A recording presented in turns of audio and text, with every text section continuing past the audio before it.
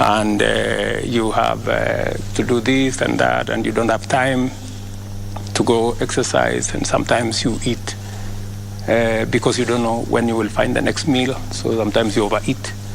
So I decided to cut it down because ile kibarua niko naye si kidogo. So you need to be alert ndio kazi iweze kusonga. Asante sana. Our first topic for tonight is on the state of the economy, the cost of living, and of course Kenya Kwanza's first budget. My colleague Ayub will take the first question. Excellency, Mr. President, I want to take you back to what you said on the 26th of July 2022 during the presidential debate. Yes. Before the elections. To quote you said, we can limit the taxation on fuel. Take, for example, VAT, which you said, I think we need to rethink about it. That was the UDA presidential candidate. President William Ruto, months later, is proposing to Parliament to raise it to 16%. Why the double speak, Mr. President?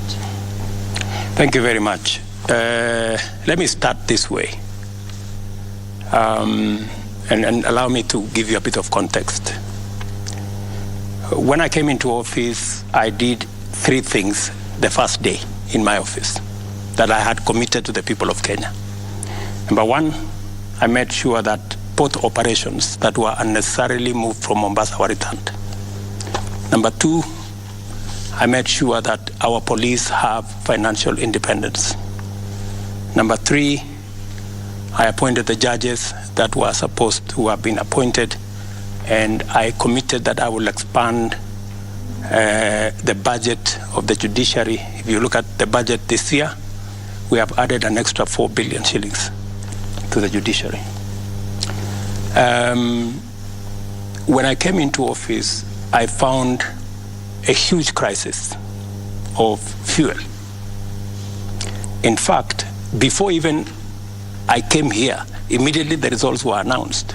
Amongst the first people to come and see me were oil marketers. And they told me, we are in a crisis, we are going to have a stock out because we cannot have fuel. Government has told us to sell fuel subsidized, but they haven't paid us. The government owes us 65 billion. So that whole subsidy story you hear, it was just a pledge.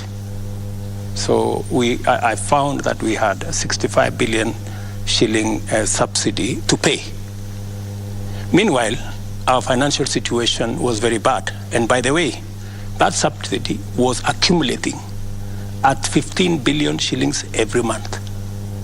I don't know whether you appreciate the magnitude of that. So when I came into office, I looked at it, and the one thing that I did that in retrospect was the right thing is to have an economic team around me.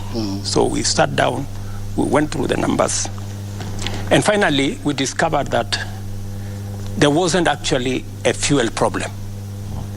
It was a misdiagnosis. The problem was an economic and much more a dollar problem, because there was fuel that had come, but the oil marketers could not find the dollars to go and buy, because government was maintaining an artificial, rate. So there were 2 parallel rates.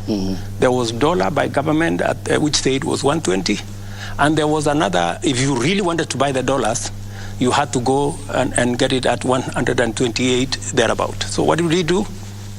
First, we reinstated, because it was not a fuel issue, we reinstated the interbank forex market. What did that do? The spread that was between 12 and 15% has now shrunk to between 2 and 3 shillings, or difference.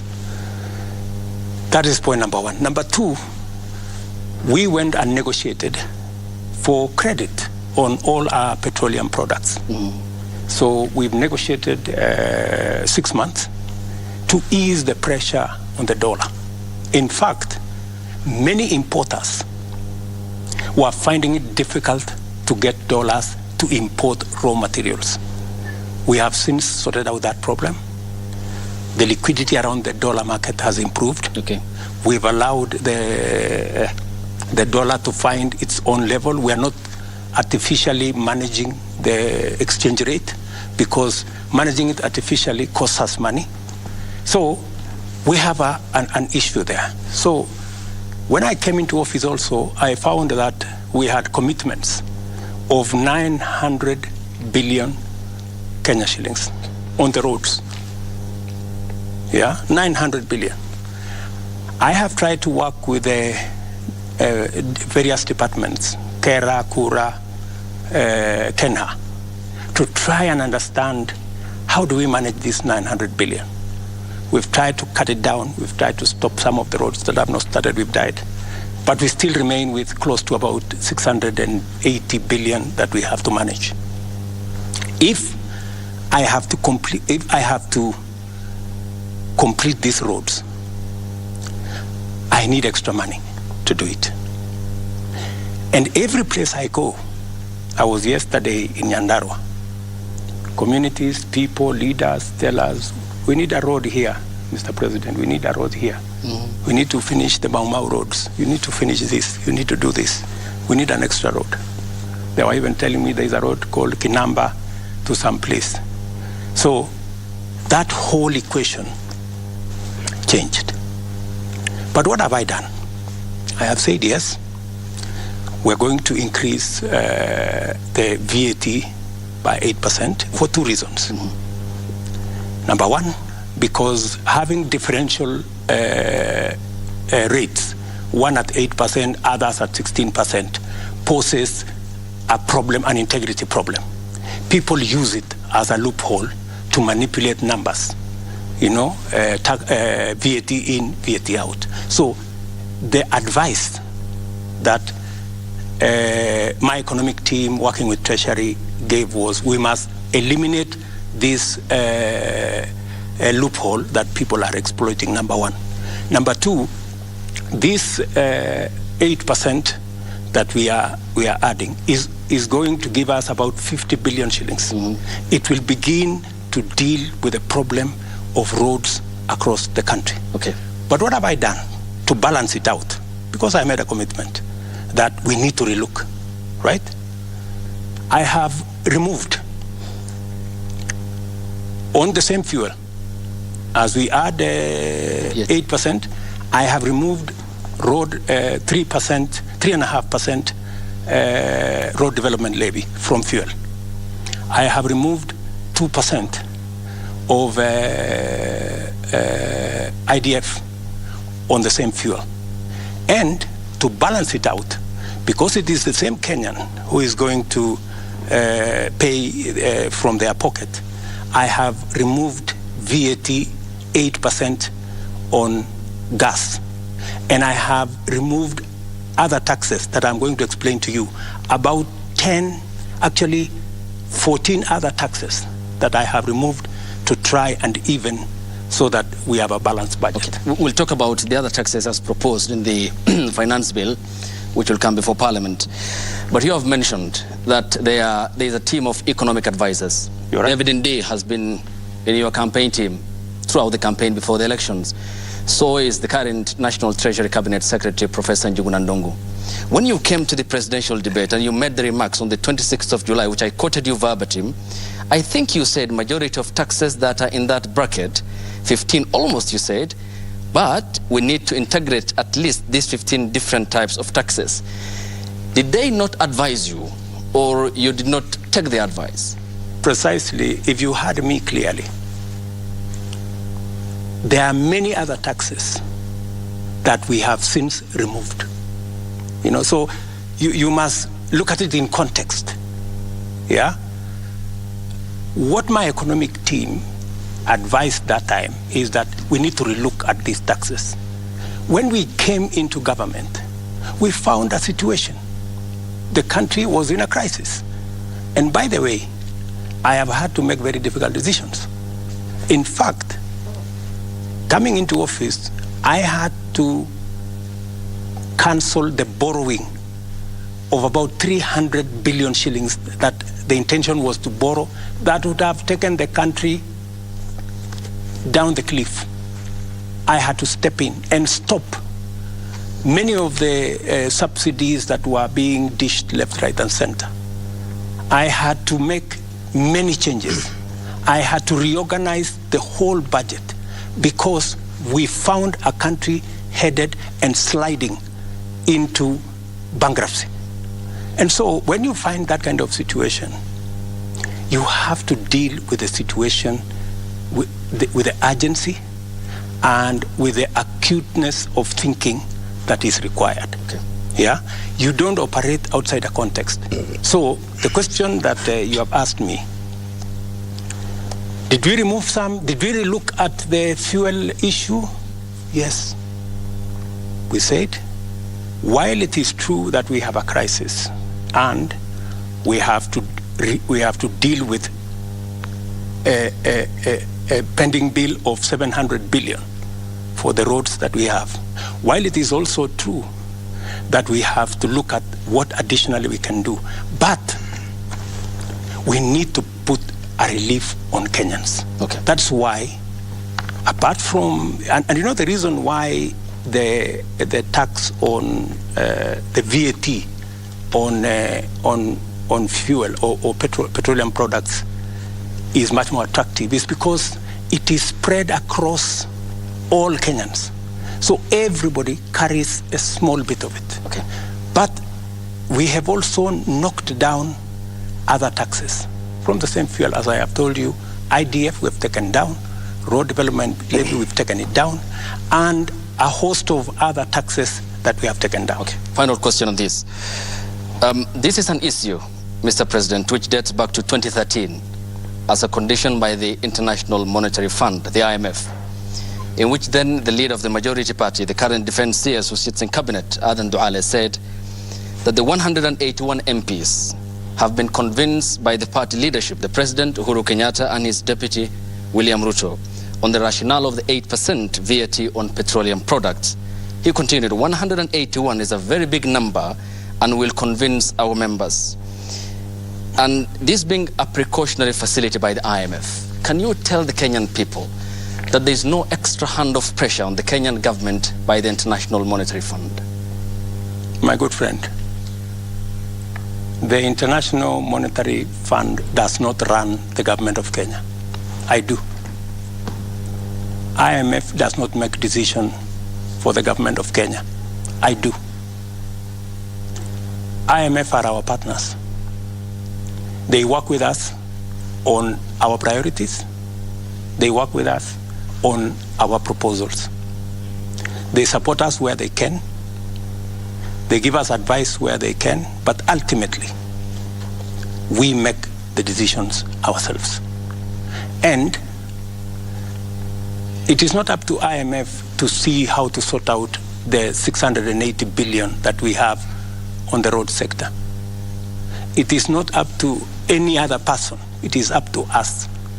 When I get out of this office and go to this village and that constituency and that ward, it is not the IMF that is asked about roads. It is the government of Kenya that I run. So I think there is always this thinking that external factors dictate to us. I think you know me better. Mm-hmm. I can stand up to any pressure from any corner. Mm-hmm. I make the right decisions for our country. Your Excellency, you've said, and this is not just today, even previously, that the Jubilee handshake administration went on an irresponsible borrowing spree. They took loans worth 4.1 trillion shillings in just the 5 years of 2018 to 2022. How much is our public debt today, Mr. President? Our public debt is in the region of 8.8 trillion, close to 9 trillion. That's where we are. And so that you can contextualize this, it is the reason why, if you look at this budget, I have made a deliberate, conscious decision. In fact, against the advice of IMF. IMF actually wanted us to borrow slightly more. I told them no. I told them no, we're not borrowing. And that is why if you look at the fiscal deficit, the money we are borrowing, we have reduced it from 1.1 trillion last year to 630 billion this year. We have reduced almost 500 billion because I am conscious that we are not in a good place. I am also aware what is happening to other countries.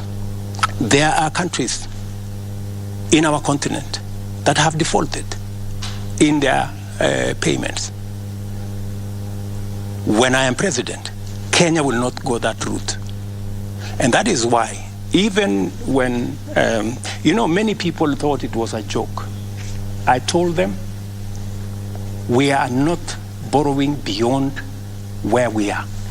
So how much are you planning to borrow in this year? That is why, Latif, you saw there was a delay of salaries for about 2-3 days, in April. Yes. Because, some characters thought that I was joking. I told them, listen, we're going to live within our means. Even if we have to delay for salaries for 2-3 days, we will. So that people begin to internalize that we cannot continue borrowing. And let me tell you, I have had many people say, oh, you can't tax, there is no country that can tax itself into prosperity. That is correct. Yeah? But you cannot accumulate debt into bankruptcy as an option. It cannot be an option, right? And there is a question I want to ask my fellow countrymen and women. Are we overtaxed? That is the question that we need to ask. And I want to answer that question. Yeah. Are Kenyans overtaxed? Let me give you the statistics. OECD countries, OECD countries, the tax as a percentage of GDP, the average is 34% of GDP. 34%. You have from Turkey, which is 22% of GDP, to France, which is 45% of GDP. Okay? Let's leave the OECD. Let us come to our continent. Our peers, South Africa, Tunisia, Morocco. They are between 23 and 28% of GDP. Tax as a percentage of GDP. Where is Kenya? Kenya is at 14%. Kenya is at 14%, meaning we are paying half in terms of tax what our peers in our continent are paying. And you see, society is reflected by the quality of public goods, roads, hospitals, schools, water. That is what a society is measured. If you will find that if you don't have working schools, if you don't have no running water, if you don't have good roads, you cannot, what kind of society are you? So the big question, and I want to tell my countrymen and women, please, we are not overtaxing ourselves. In fact, if we were to match our peers, my intention is to take this slowly, the way Mwai Kibaki did. When Mwai Kibaki came into office, we were collecting about 220 billion. By the time he was leaving in 10 years, we were collecting almost 1 trillion. He had moved it 4 times, right? Yep. Now we are at 14. If you look at the budget this year, I want to move it from 14 to 16% of GDP. By God's grace, maybe next year, 18, maybe like that. Yeah. Because we have to be realistic. If we do not pay taxes, we cannot be like the countries we want to be. We want to be in their shoes. We will be going backwards. So the real cardinal, and I want to tell my good friends, it's good to have information, because I hear many people are saying, we are being overtaxed. The real issue is that our tax as a percentage of GDP, if we manage to get this finance bill through, we will move from 14 to 16. We will still be way below what our peers are. I want to come back onto the issue of debt, because it's also influencing how much you want to spend in the next financial year, and raising revenue to repay this debt. 1.2 trillion shillings, if I'm not wrong, is our debt bill in the next financial year. And if you just look at how much we are paying in terms of debt, and then you look back at that close to 9 trillion shillings that has been borrowed in the last 10, 15 years, questions are, where has that money gone? And so I want to ask you, Mr. President, do you feel that the money that has been borrowed has actually gone to be value for Kenyans? I do not want to point fingers at no administration. I do not want to say what happened in the last administration. I have said enough of it. I just want to speak to the present and to the future. And I want to tell my countrymen and women that I want to be held to account. I am ready. That is why I believe in accountability. For the first time, I am the one who pushed for the change of standing orders so that ministers of my administration can go to Parliament and ask questions, because we want accountability. As we talk, I am pushing so that we have an office in Parliament of the Leader of Opposition, funded by the government of Kenya, to make sure that public resources are being used appropriately. And I like what you're saying. That is exactly what I want, because I want, as I collect taxes, as the people of Kenya contribute their money as taxes, they must be put to good use. They should not be put in projects like the BBI. Okay. They should not be put in projects like the Azimio thing. They must be put in tangible projects that make a difference in the lives of the people. So with that then, Mr. President, are you prepared in your administration to publish the debt register? Because this is one thing that even the previous parliaments have tried to push. It hasn't been published. To date, we know the figure, we don't know the details. Are you prepared to publish the debt register, audit the debt register, and to hold anybody accountable for any money that may have been borrowed and misappropriated? Why not? When will this happen? Why not? We have, in fact, we already have a bill in Parliament, for purposes of placing on record any borrowing that is done by the government of Kenya. It must be borrowing that is made available so that the people of Kenya, who ultimately have to pay, must hold government to account. That we are borrowing this money for this purpose, for this purpose, for this purpose. I have explained in this budget the 630 billion which we have to borrow beyond our taxes. I have laid it clearly on how are we going to use it. Where is it going to go? It is not going to go to recurrent budget. It is not going to pay debts. It is going to be invested in production, in making sure that we have fertilizer for our farmers. We have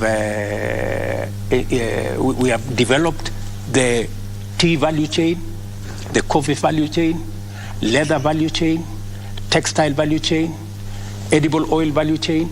And if you look at the budget, we have clearly isolated, including making sure that we begin the journey to bring our manufacturing as a percentage of GDP, which went down from 9 to 7, in the next 5 years, I want it to be at 15%. By 2030, I want manufacturing as a percentage of our GDP to be at 20%. That's why we are calling it 20 by 30. That is the trajectory I want us to go. I also want to move our exports. That's why if you see in this budget, we have many areas where we have imposed taxes. We have imposed taxes on imported fish. We have imposed taxes on imported furniture. We've imposed taxes on imported steel. We have imposed taxes on imported cement because we want to grow our own manufacturing capacity. Because by growing our own manufacturing capacity, we create jobs, we create opportunities for work, and we build our own manufacturing capacity using our own products. So I have, with clarity, I can explain where we are going to put every cent. Okay. How we are going to invest in the leather value chain. Mr. President, how we are going to invest in the textile value chain. Nafikiri kwa kufungamana na swali lake nitakuuliza Kiswahili na nitafurahia hapo utalijibu hili Kiswahili. Wakenya wengi wanahisi kwamba Mheshimiwa Rais unazungumza lugha ya mahasla, lakini vitendo vyako na vya serikali yako ni vya mabwenyenye. Hasa ukiangalia katika matumizi. Kwa mfano, ni wiki kadhaa tu, miezi kadhaa iliyopita ilipitishwa kwamba kuna nyongeza ya pesa ambazo zitatumika katika Ikulu, shilingi milioni 93 nyongeza. Ulipokuwa unaingia katika madaraka ulisema kitu cha kwanza utakata bajeti kwa shilingi bilioni 300. Na hii ilikuwa ni kwamba ujaribu kupunguza matumizi ili Mkenya ambaye ni hasla uliyezungumza kwamba ukiweka Biblia chini tu hivi, ikiwa ni tarehe 11 Septemba mwaka jana kabla uapishwe, utaziba mashimo yote ya makateli na kila kitu kitakuwa shwari. Lakini swali ambalo leo Mkenya anajiuliza ni kwamba hakuna pesa ya kuweza kuwaajiri walimu zaidi, haswa wa shule sekondari junior ambao sasa hivi kuna upungufu wa karibia 1048. Hakuna pesa ya kulipa madaktari kwa wakati ufaao. Kaunti ya mwisho kutaka kugoma ni kaunti ya Kisumu.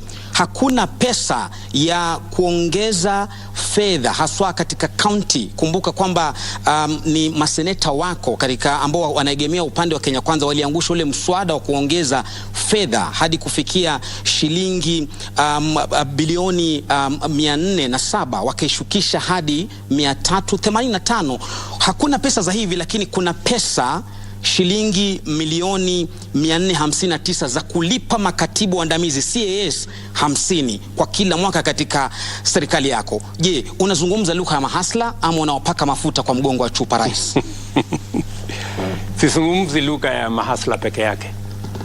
Natekeleza hii budget. Hii budget unaona hapa ni budget ya mahasla.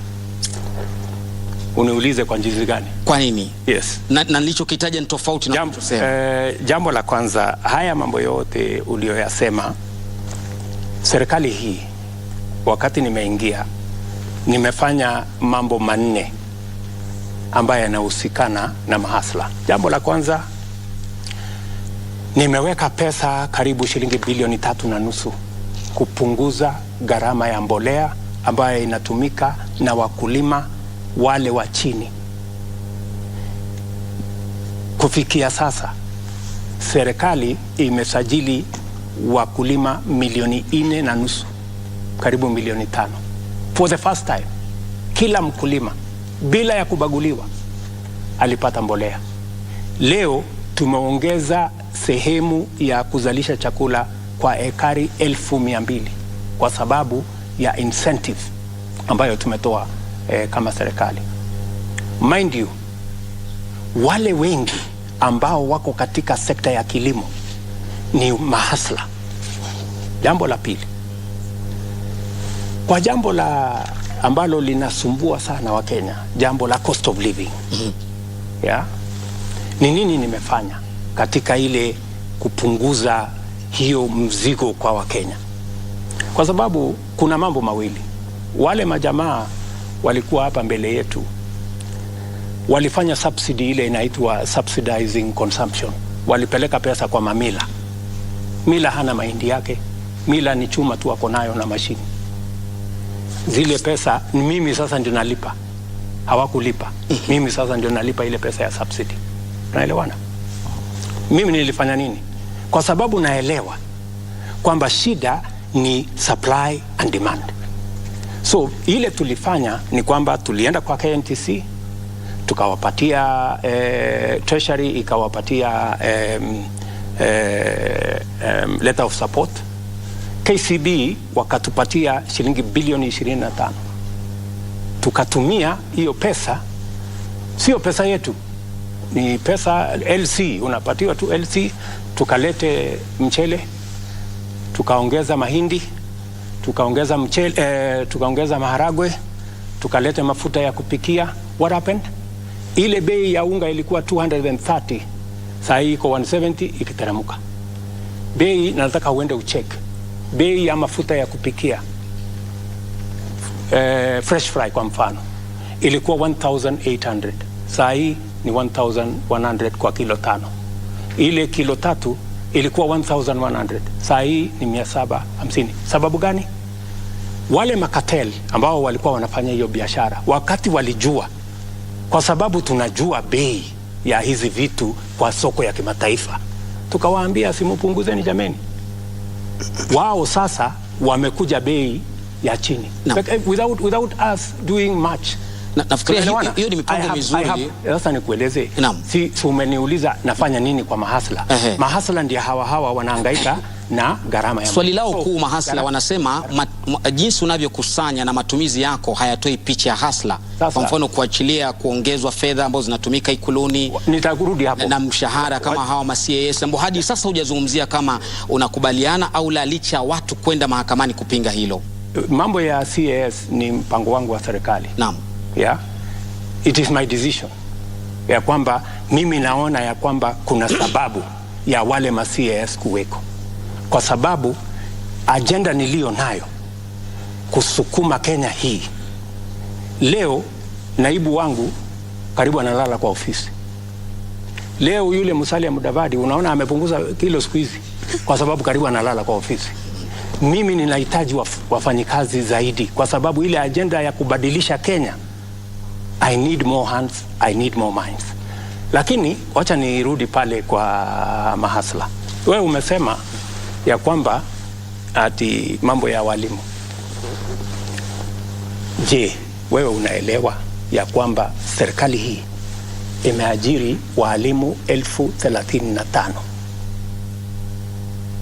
yenye haijawahi tangu Kenya iundwe? There has never been one hiring of 35,000 teachers. Lakini next year wanasema bado JSS madarasani hakuna walimu. Ni tamoja sasa wanafunzi waliingia, hawajapata walimu hadi sasa. We are hiring another 35,000 next year, next financial year, baada ya hii budget. Kwa sababu mimi naelewa na hii shortage ya walimu, kulikuwa na shortage ya walimu 1,110. Mimi nikichukua watu wa uongozi. At least nimejaribu kupunguza hiyo shortage ya walimu. Nime hire the biggest number of teachers in Kenya.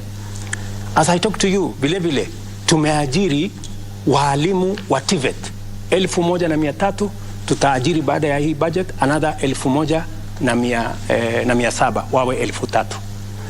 Serikali hii tumesort out mambo ya elimu vipi? Wakati tumechukua usukani, walimu watoto wetu walikuwa wanahangaika, hawajui watafanya mtihani ama watafanya mtihani. Hii junior secondary itakuwa katika secondary school ama itakuwa primary school. We have sorted out that problem.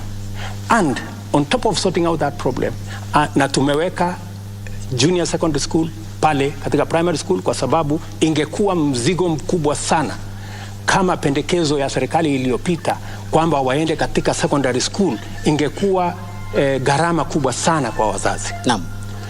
Vile tumeongeza walimu.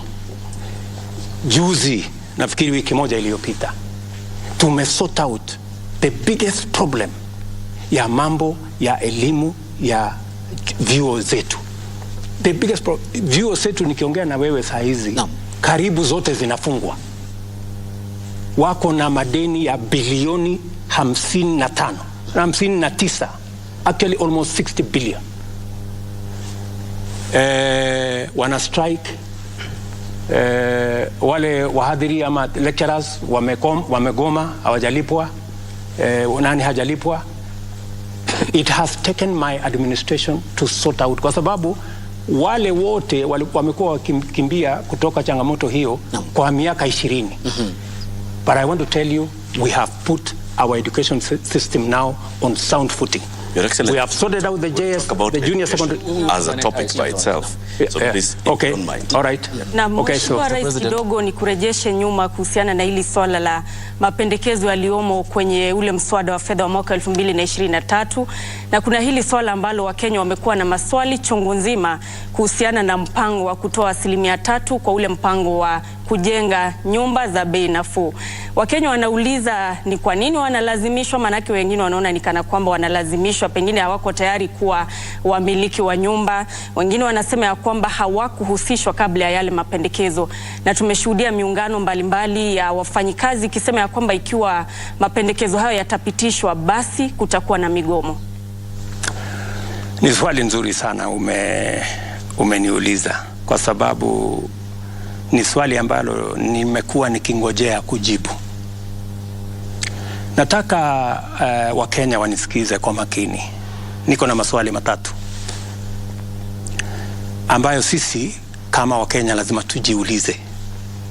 Jambo la kwanza, ni kwa sababu gani watoto wetu, vijana wa taifa letu la Kenya milioni 5 wanahangaika barabarani, wanazunguka madukani, hawana ajira? Swali la kwanza. Swali la pili, ni kwa sababu gani taifa letu la Kenya iko na vitongoji duni, slums, 1141, Wakenya milioni 6, ndugu yangu Abdi, milioni 6 wanaishi katika vitongoji duni, hakuna maji, hakuna choo, hakuna barabara. Kenya yetu hii milioni 6. Why? Jambo la tatu, ni kwa sababu gani katika taifa letu la Kenya hakuna nyumba mwananchi wa kawaida anaweza kununua? Nyumba yote ile iko bei chini sana, milioni 5. Mortgage 60,000. Wakenya wangapi wanaweza kulipa mortgage ya 60,000? Jambo la 4, wale watu ambao wanafanya kazi, sisi tunaolipwa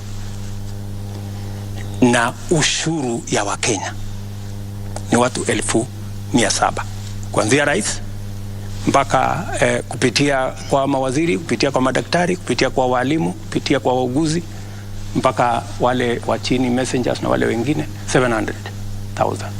Yeah, tunalipwa na ushuru ya hao Wakenya wote.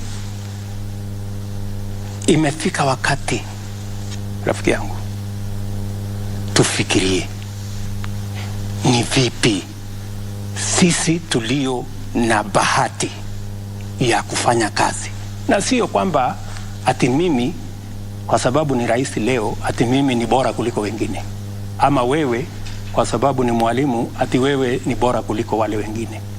Ile kazi mimi nafanya kama rais, na ile kazi mwalimu anafanya, na ile kazi daktari anafanya, kuna Wakenya zaidi ya 5,000, 6,000 wanaweza kufanya hiyo kazi. Wewe umebahatika, wewe ndio uko na hiyo kazi, na ndio kwa sababu wale wengine hawana hiyo kazi. So ile swali lazima tuulizane ni kwamba mpango ambao utatupatia sisi nafasi ya kuajiri watoto wetu, ya kutoa aibu ya hawa watoto wetu wanahangaika barabarani, wanahangaika madukani, ndio wale wameingia kwa ulevi, ndio wale wameingia kwa madawa, ni nini tutafanya? Na ndio niliwaeleza Wakenya wakati nilienda kwa campaign. Niliwaambia Wakenya, nchi zingine, China, Singapore, Korea, ile wamefanya, wameweka mipango katika labor intensive infrastructure programs. Many of them wameweka mpango katika mambo ya housing. So hii housing sio nyumba. Naona watu wengi wanasumbuka, sisi hatutaki nyumba bwana. Mbona nani alikuambia tunahitaji nyumba? You know? Sio nyumba peke yake ndio tunatafuta kwa hii mpango. Ni kweli nyumba itapatikana, tuondoe wale Wakenya milioni 6.5 wanaishi katika slums. Ni kweli. Lakini wacha tafadhali. Lakini ya muhimu zaidi ni kwamba kila nyumba tunayojenga tunapata ajira ya vijana wetu 5. Kila nyumba. Zile nyumba ambazo tumeweka katika mpango yetu 1 million in the next 5 years. 200,000 every year. Hizo nyumba 200,000 every year itatupatia nafasi ya ajira kati ya vijana 1,000,000 na 2,000,000. Ndio tumesema vile wengine wamefanya, tunasema kila mfanyikazi atoe 3%, na sio 3% ya mshahara yako yote. Ile inaitwa basic pay. Mwalimu kwa mfano, basic pay pengine ni 30,000. Sawa? Shilingi 3% ni shilingi 900. Right? Na hatusemi hiyo 900 ati ni ushuru. Si ushuru, ni pesa yako.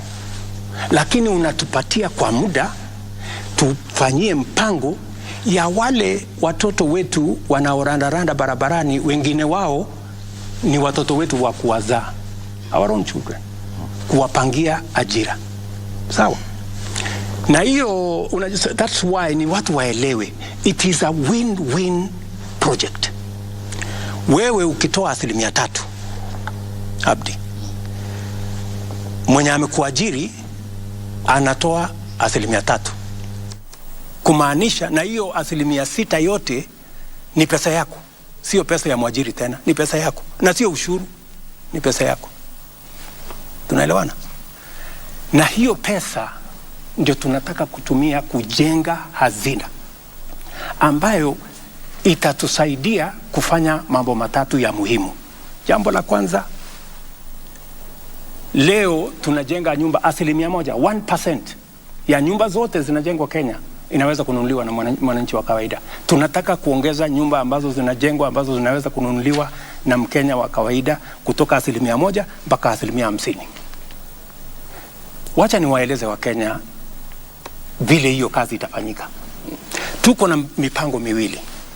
Tuko na yenye tunaita social housing. Tuko na ingine tunaita affordable housing. Social housing ni kwa wale watu wa mapato yao ya chini. Tunasema yule mtu ambaye anaishi Kibera, yule mtu ambaye anaishi Mathare, yule mtu ambaye anaishi Kisumu Kondele, yule mtu ambaye anaishi hapo Kakamega ama anaishi Murang'a ama anaishi Kiambu, ambaye analipa rent kwa ile nyumba ambayo haina choo, haina taa, haina maji, shilingi 2,500. Huyo mtu na 2,500 yake tunataka kumjengea nyumba, atalipa shilingi 2,500 kwa nyumba ambayo iko na maji, nyumba ambayo iko na facilities, iko na kitchen, iko na choo, na analipa shilingi 2,500. Wakenya watataka kuniuliza, Bwana Hasla, hiyo nyumba iko wapi? Nataka ni munipatie nafasi niwapeleke hapa Soweto. Okay. Kibra. Soweto A. Pale kuna kiongozi ya wamama, kuna kiongozi ya hiyo Soweto A anaitwa Mama Shiro. Alikuwa anaishi kwa nyumba haina choo, haina maji. Leo anaishi kwa nyumba ambayo analipa 2,500 na ni nyumba ya ghorofa. Hako kwa flat yake. So what am I saying, my friend? I am saying kwa wale ndugu zetu, we have a duty, kwa sababu wengi wao wanauliza kusema, how is it my business? Inanihusu nini? Kama yule hana kazi, inanihusu nini? Kama anaishi kwa slum, inanihusu nini? My friends, mimi nataka niwaambie, inakuhusu, kwa sababu yule unamdharau ndio analipa ushuru, wewe ukapata mshahara. Number 1. Number 2, yule ambaye unamdharau, huyo pengine ni ndugu yako, pengine ni dada yako, ama ni Mkenya mwenzako. Jambo la 3, hasara yako ni nini? Kwa sababu ukitoa 900 kama ni mwalimu, tunakuongezea 900 kama serikali, kama mwajiri wako. Usipotoa 900 hatukupi 900, lakini ukitoa 900 tunakupatia 900. Alafu kama huhitaji nyumba, baada ya muda miaka 7 ama ukitaka kwenda retire, tunakurudishia pesa yako kama hujatumia kununua nyumba, na tunaongeza interest. Kama unataka kutumia kwa njia nyingine, unaweza kumpatia mtoto wako akatumia kununua ile nyumba. Okay. Well understood. Affordable, acha niende hapo kwa affordable housing kidogo tu tafadhali. Okay, briefly, we need to proceed also. Tafadhali. Okay, thank you. Kwa sababu unajua hii maswali ni mingi. Yeah. Watu wengi wanasema lakini bwana, hii sasa hata kama ni 900, si nitachukua miaka 60 ndio niweze kununua nyumba. That is not the case. Hii pesa ambayo unatoa sio ya wewe kununua nyumba. Pale tukishajenga manyumba ya kutosha ambaye wewe unaweza kugharimu kwa ile mshahara yako, tunajenga nyumba ya 2,500, 4,600, 8,000. Ile the most expensive house tunajenga ni karibu 12,000, 3 bedroom house. So tunasema hivi, ile pesa ambayo tunaweka pamoja ni kutupatia uwezo ya kuleverage kwa hiyo pesa. Kama ni bilioni 5, tunaweza kuitengeneza kiuchumi iwe mara 5 mara 7, tuweze kuitumia kujenga manyumba. Hii manyumba itatusaidia kwa wale wanaishi katika vitongoji na hata wale wengine wote ambao wanalipa rent. Badala ya kulipa rent, wewe utaingia kwa nyumba ambayo badala ya kulipa rent utalipa mortgage. Okay, Mr. President. Unaelewana? Yep. Wacha nimalizie tu kidogo. Okay. Huyu jamaa anasema sasa mimi nalipa rent saa hii ya 5,000 na nakatwa 900. Itakuwaje? Kama unaweza kulipa rent 5,000, mbona usilipe mortgage 500 ndio nyumba iko yako? Iko dhambi gani? Na katika hiyo harakati, number 1, umesaidia nchi yako, umesaidia wale jamaa hawana kazi lakini wanatusaidia kulipa ushuru, ndio mshahara yetu. Mimi kama rais, na wewe kama daktari, na wewe kama mwalimu, na wewe kama mjumbe, na wewe kama MCA ilipwe. Pia tuwasaidie wapate ajira. Okay. Tuwasaidie wapate mahali pa kuishi. Na jambo la 3, tuhakikisha kwamba mashamba yetu ambayo kwa sasa yanakatwa ili wananchi waishi, we start to consolidate our position kama townships. In any case, statistics show, my brothers and sisters, that the future is urban. By 2050, 68% of people will be living in towns. So we have a choice. Are they coming to live in slums when they come because they will come? Okay. Or are they going to live in decent houses? Thank you. Mr. President. And if they are going to live in decent houses, we have to engage in this win-win program. Okay, in this program, just allow me 1 minute. In this program, because it is very important to me, okay, and it is very important to every Kenyan, and I want every Kenyan to understand why they have to contribute 3% of their salary. It is not that it is a tax. It is your money, my good people. Okay. And we are going to double that money using your employer. And you are going to get that money with interest. And you are going to support us. You are going to help us to employ the millions of young people, including your sons and daughters, in give them time for the questions now, Mr. President. And Mr. President, you have a very ambitious plan. Thank you. The housing plan. My question is, you're saying that those lucky enough to secure jobs will be contributing to this fund so that you cushion the most vulnerable in the society. We have millions of jobless Kenyans out there. Don't you think theirs could be an earning problem and not a saving problem? Because now, if you say theirs is an earning problem, yes, not a saving problem. So even if you make these houses very, very affordable, some of them cannot even afford that 2,500. And then my question too on that, if I'm already paying for mortgage, why should I be forced to contribute to the fund? Very good question. If you are paying a mortgage, nothing stops you as somebody who is employed. Yeah? Number one, contributing to this fund. Because it is not a tax. It is your money. What you are doing, you are playing your patriotic duty. Because out there, we have millions of young people who get out of school every year. It is our responsibility, me and you. Why is it our responsibility? Because they are the taxpayers that end up paying our salaries, right? And it is our duty also to see how we can help them in a small way. And you have said correctly that their problem is employment. Precisely.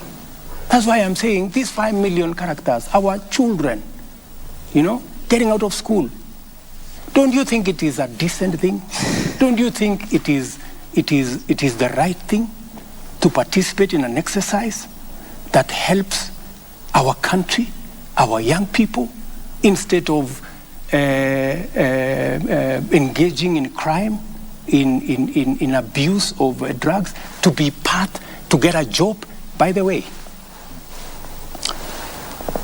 in the last 8 months, 8 months, I have launched the construction of 36,000 housing units in Kenya. Yeah? I went to Homa Bay. Last Friday, I was in South B here at the Bellevue, where they are building, I think, 2,000 something houses. I will be going to Makongeni, hopefully in the next maybe 3-4 weeks or 1 month, to launch another 30,000 houses. The 36,000 units, there are close to 100,000 young people today working in those sites. Engineers, quantity surveyors, plumbers, electricians, carpenters, masons, all manner of people, including the women who sell food. Okay. It is a whole ecosystem. I was very amazed in South B. A group of women were saying, sisi tunaitwa protein. Sisi ndio tutakuwa tunauza chakula hapa. Bwana President, tunataka uhakikisha kwamba hii watu wasilete watu wengine. Because you see, it is a whole ecosystem. And I want to ask my countrymen and women, those of us who are employed, please, let us not hold in contempt those who don't have jobs those who are not. You say it's not a tax. It is not a tax. What is it? No, it is a contribution you are making, because if it was a tax, tax, it goes one way. You never get it. This is not a tax. Okay, why it is your money. Okay, why then, Mr. President, if it's not a tax, if that bill hypothetically say is passed by the National Assembly, it's legally binding? Yeah, of course. It's not a tax, you said. It is not a tax. Why would I contribute? And if I don't want? That's what the law says. But why are you passing it? Yeah, the question I am asking you is, are you saying, Abdi, that you don't think it is your business to contribute to the employment of the unemployed Kenyans? Okay, it's the responsibility. It is not your business. Okay, hang on, Mr. President. Who is Kenyan government? Kenyan government is me and you. Hang on, Mr. President. You saw the mandate of the Kenyan people. Exactly. There is a we can't represent all of us. Yes. I worked hard for my money. Yes. You said it's not tax. But there is a bill in Parliament. If it's passed, it's legally binding. Why would I make a contribution for others to succeed? It's your business as the government. You are the head of state. You have the responsibility. You have the mandate. That's why the Constitution gives me the power to tax. But it's you who is leading and the government. That's why the Constitution gives me the power to sign things into law. Okay. So I am simply doing my job. Mr. President, let's get the specifics very clear. Yeah. It's a very simple issue. Yes. You are saying it's not a tax. It is not a tax. That's the Commander-in-Chief saying. Yes, it is not a tax. Hang on, let's go step by step. Yes. There is a bill that will come before Parliament. Absolutely. Hypothetically, let's say it's passed. If it's not a tax, why would I contribute? Because it is the law. The law, Mr. President. Once it is passed, it is the law. Okay, meaning then it's a tax, and you understand it's a tax. Yeah, once it is passed, it is the law, and you have to contribute. Let me ask you. One rider, Mr. President. Let me ask you. Just allow me. Let me ask you, Abdi. Do you know that today you contribute 6% of your salary to NSSF? Correct. Why? It is not a tax. Mr. President. Okay, hang on. On that, President. Mr. President. Okay. It's the same thing. Okay, hang on, it is Mr. the law. The Okay, issue, though, okay. the issue, though. There is the NHIF question, Mr. President. Yes. Which you have passionately talked about. I am very passionate about Which is still, again, because you have cherry-picked on the NSSF, but there's the NHIF component, which I still pay for. Yes. You pay for as well. Yes. But then what's the point of contributing to the NHIF program, yet I go to the hospital and I only get paid for the bed? Precisely. That is why I want to make NHIF work. You know how I'm going? I'm working on it, by the way. It is in the works, and it will be part of this exercise. What I have done on NHIF, and I have a good history, long history with NHIF. When we came into office in 2013, there were only about 3 million contributors on NHIF. And by the way, NHIF works. I was in Thika, Kenyatta Referral Hospital. Teaching and Referral Hospital. Teaching and Referral Hospital. And the doctors there spoke about NHIF in a way that inspired me. How NHIF has helped many people who would otherwise have not been able to get medical service. What I'm doing with NHIF is exactly what I said. And by the way, Hussein, Ayub, Ayub Abdi. By the way, this housing plan, I talked about it in the campaign everywhere. And I promised the people of Kenya, if you elect me president, this housing thing, I am going to use it to get jobs for our young people and to remove Kenyans from slums. So it is not something that I arrived in office and I started. If you read the manifesto of Kenya Kwanza, it is a big chapter. In fact, I was asking some of the MPs that were trying to say, oh, you know, I asked them, when me and you were standing on the podium and told the people of Kenya, elect us, we are going to arrange for housing, so that you thought it was a joke. It was not a joke. Na Mheshimiwa Rais, tukisalia katika that's where we are, Abdi. Hapo ndio tuko. Okay. Na Mheshimiwa Rais, tukisalia katika swala hili la gharama ya maisha, lakini katika mada tofauti. Ndio. Umezungumza kuhusu kuondoa ushuru kwa gesi. Na mwezi Februari uliwaambia Wakenya kwamba itakapofika tarehe mosi mwezi Juni, bei ya gesi ya mtungi wa kilo 6 itapungua kati ya shilingi 300 na 500. Hivi sasa Wakenya wanasubiri siku 15 kutoka sasa.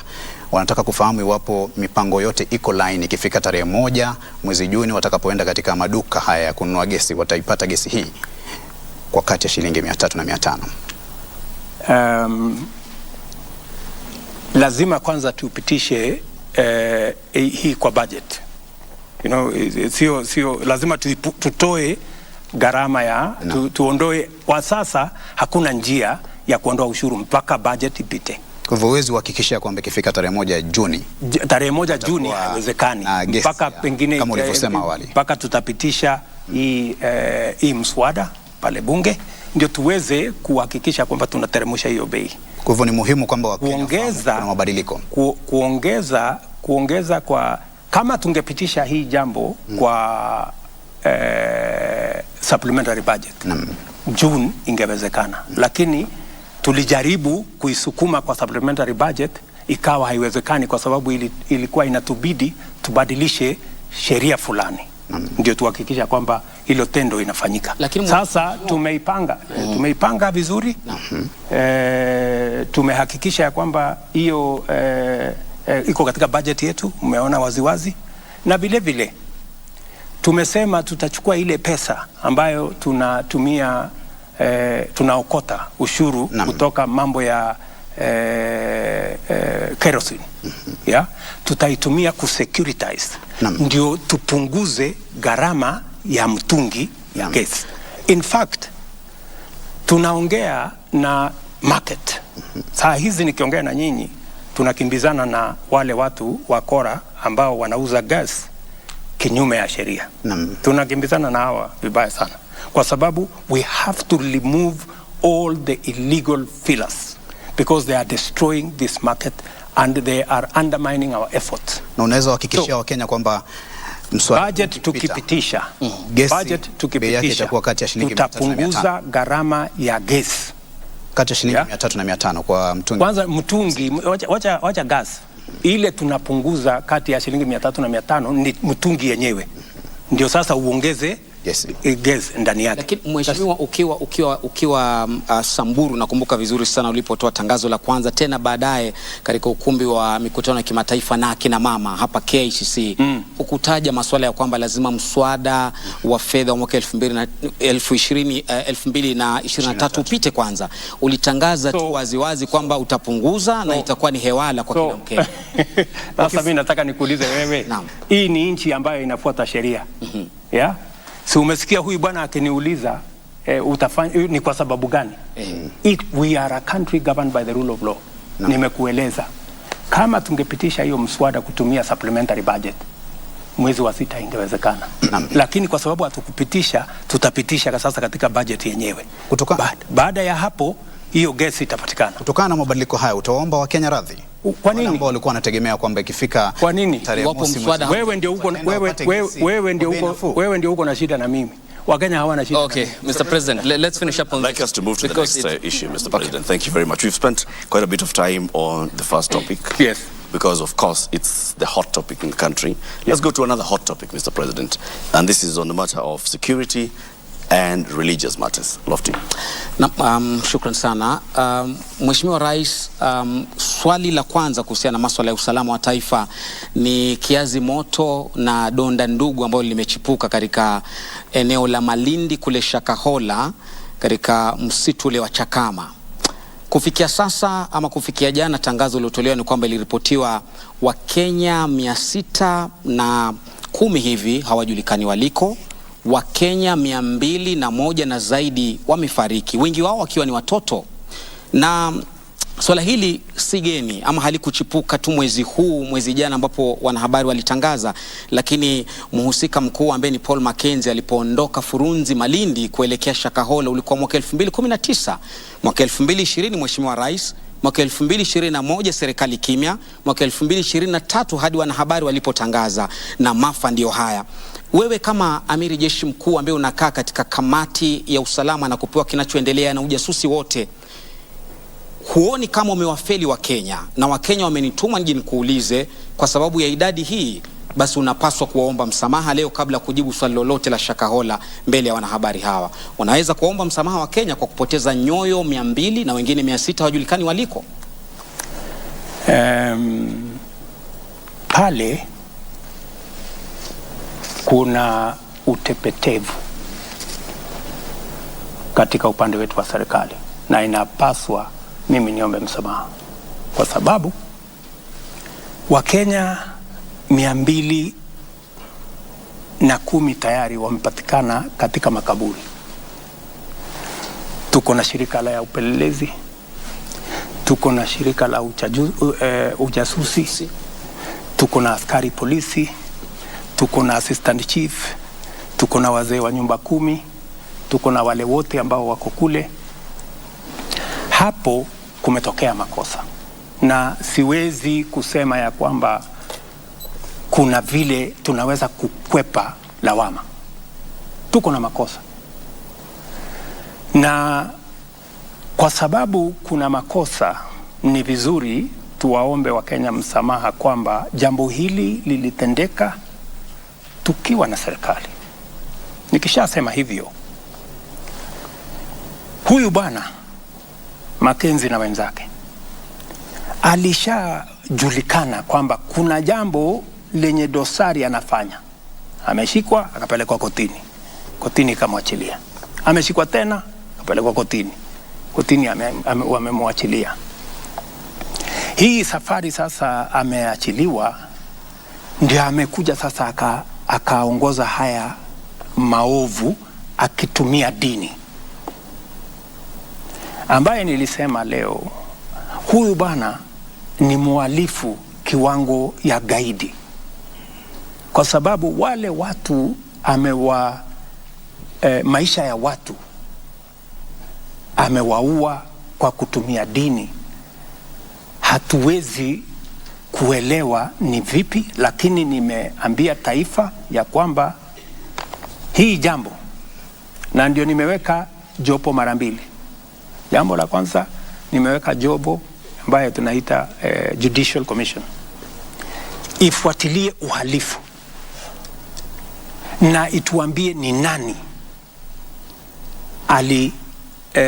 zembea kazini ndio haya mambo yakatokea, na huyu bwana washirika wake ni nani, haya makaburi yaliendelea vipi, hii mambo yote yalitendeka vipi. Hiyo ni ya kwanza. Ya pili, nimeweka pia task force ya watu ambao wengi wao ni watu wa dini, kwa sababu dini ni mahali ambapo tunapaheshimu sana. Sisi wengine wetu ni Wakristo, tunamwamini Mungu na tunaamini dini ni mahali ambapo watu wanakimbilia wakiwa na matatizo na mashaka. Lakini pale wahalifu na watu wenye nia mbaya na watu wa mauaji kama vile Makenzi na wenzake wanapotumia dini, ni vipi tutazuia jambo hili lisifanyike tena katika taifa letu la Kenya? So I am not taking it lightly. I am taking responsibility that as president, this should not have happened. And certainly some people who are responsible for this failure on the part of government will have to give an account, because it should not have happened when we have all the agencies. We have our intelligence, we have our CID, we have the chiefs and all the other people in the whole of that ecosystem. We should not have allowed this. This kind of thing should never have happened. But it has happened. We have to take responsibility. No. Yeah? And the promise that I am giving to the people of Kenya is that we will get to the bottom of this matter. Okay. And I am also giving them my commitment. I know there are people who are jittery about. They are saying we should not regulate the church, and that is correct. We should not regulate the church. No. The same way we should not regulate the media. No. Let us have an institution that self-regulates. We want to establish from our religious leaders, how can they as religious leaders agree on a mechanism that makes sure that criminals and crooks do not take advantage of religion and of faith to be able to cause harm to Kenyans. Mheshimiwa Rais, kabla ya kakangu kuuliza swali, umezungumza na napenda nikupongeze na kukuhongera kwa kuomba msamaha mbele ya Wakenya, lakini Waswahili wanasema ada ya mja hunena lakini muungwana ni kitendo. Wana Malindi hadi leo wanalia kwamba idadi ya watu 200 kupotea, huja kanyaga guu pale kwenda kusema nao kuomba msamaha. Kiongozi wa upinzani Raila Odinga alikwenda kule na akafungiwa kuingia, na wengi wakasema afadhali huyu ametukumbuka, rais hajafika. Huu ungwana wako uko wapi hapa Mheshimiwa Rais? Hiyo ni siasa. Kwenda pale kwa kiongozi wa upinzani inasaidia nini? Yeye si mjazusi, yeye si askari, yeye si daktari, hajaenda kufanya ile kazi ya kutoa miili. Ameenda kufanya nini? Askari walisema pale kwa sasa ni crime scene. Yeah? Wale ambao wanatakikana pale kwa sasa ni wale watu ambao wanahitajika katika hiyo shughuli. Wale watu wataenda kufanya forensic work, wale madaktari, wale wapelelezi ndio wako pale. Wakishamaliza ile kazi, yeah, ndio tutapata nafasi. Wakishamaliza ile kazi ambayo inaambatana na sehemu yao kama professionals wa hiyo field. Ndio sababu hata yule bwana aliambiwa, bwana, hapa kuna wenye wanakubaliwa kuja hapa kwa sasa. Lakini tumezoea kama Wakenya kila jambo siasa. Unajua sasa mimi nimekuja hapa. Kama huna ya kufanya pale unaenda kufanya nini? Kwa sasa mimi nimechukua nafasi yangu, nimetuma kila mtu. Waziri wangu ambaye ni wa usalama ako pale every 2-3 days he's there. Lakini pia wote make sure pale mambo ya hayo yote yatakuwa yamemalizika, the place has been declared it's no longer a crime scene, I will go to Malindi. Okay. Na Mheshimiwa Rais, kutokana na uzito wa swala hili la maafa ya Shakahola ambayo kwa kiasi kikubwa sasa yamekuwa gumzo, uliyataja maafa haya sawa na ugaidi ama sawa na tukio la ugaidi. Hata kusema kwamba ni sawa na tukio la ugaidi, uliyasema kwamba huu ni ugaidi. Lakini kulingana jinsi mnavyoendesha taratibu hizi za kuchunguza na mashtaka, hamuonekani kuyapatia uzito ambao unaendana na swala la ugaidi. Kwa nini? DPP amekuwa pale, DCI amekuwa pale, mkubwa waziri mwenyewe amekuwa pale. We have close to, I think, 150 different officers in Malindi. In fact, we transferred all the other officers from Malindi, the ones that were there before, so that we have a clear picture of what to do in that scene of crime. So we have taken it as seriously as it would get. I think my Minister for Interior has been there 5 or 6 times. I have told you he is there every 2 or 3 days. Doesn't that show, doesn't that tell you we take it seriously? I have also appointed a judicial commission of inquiry. I have also appointed a task force to look into all the matters, so that we are not only looking at the crime itself. Okay. We have men there doing that. We are also looking at accountability, because that is what the Judicial Commission of Inquiry is going to come with. And we are also looking at how do we prevent this from happening again by appointing a task force. Okay. So if there is something in the level of seriousness, yes, Mr. President, we have taken it very seriously. Mr. President, just to be clear on this, tonight you have mentioned my fellow countrymen and women. Yes. On many occasions. Yes. Your fellow countrymen and women, the Kenyan people, want to understand why the government has locked out the media in Shakahola. Question number 2, because the media has been locked out, your fellow countrymen and women want questions answered. Because you're the commander-in-chief and you get raw intelligence and briefings every morning here at State House.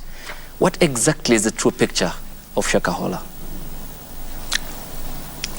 If it was meant for the media, you know, Abdi, even if you went to Shakahola, would you go and film the graves and bodies that are disintegrated and take it to the people of Kenya? Would you do that as a responsible journalist?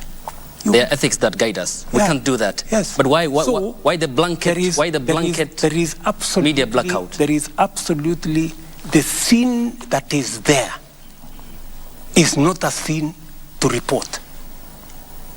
Yeah? The scene that is there is not a scene to report. And my friend, what would be there to hide about graves and dead people? Surely. Tell us the true picture now. Because you get the intelligence, isn't it? I get the intelligence. And you label yourself as But do you know why there is intelligence? Yes. There is intelligence because there is a limit as to how far you can go with intelligence.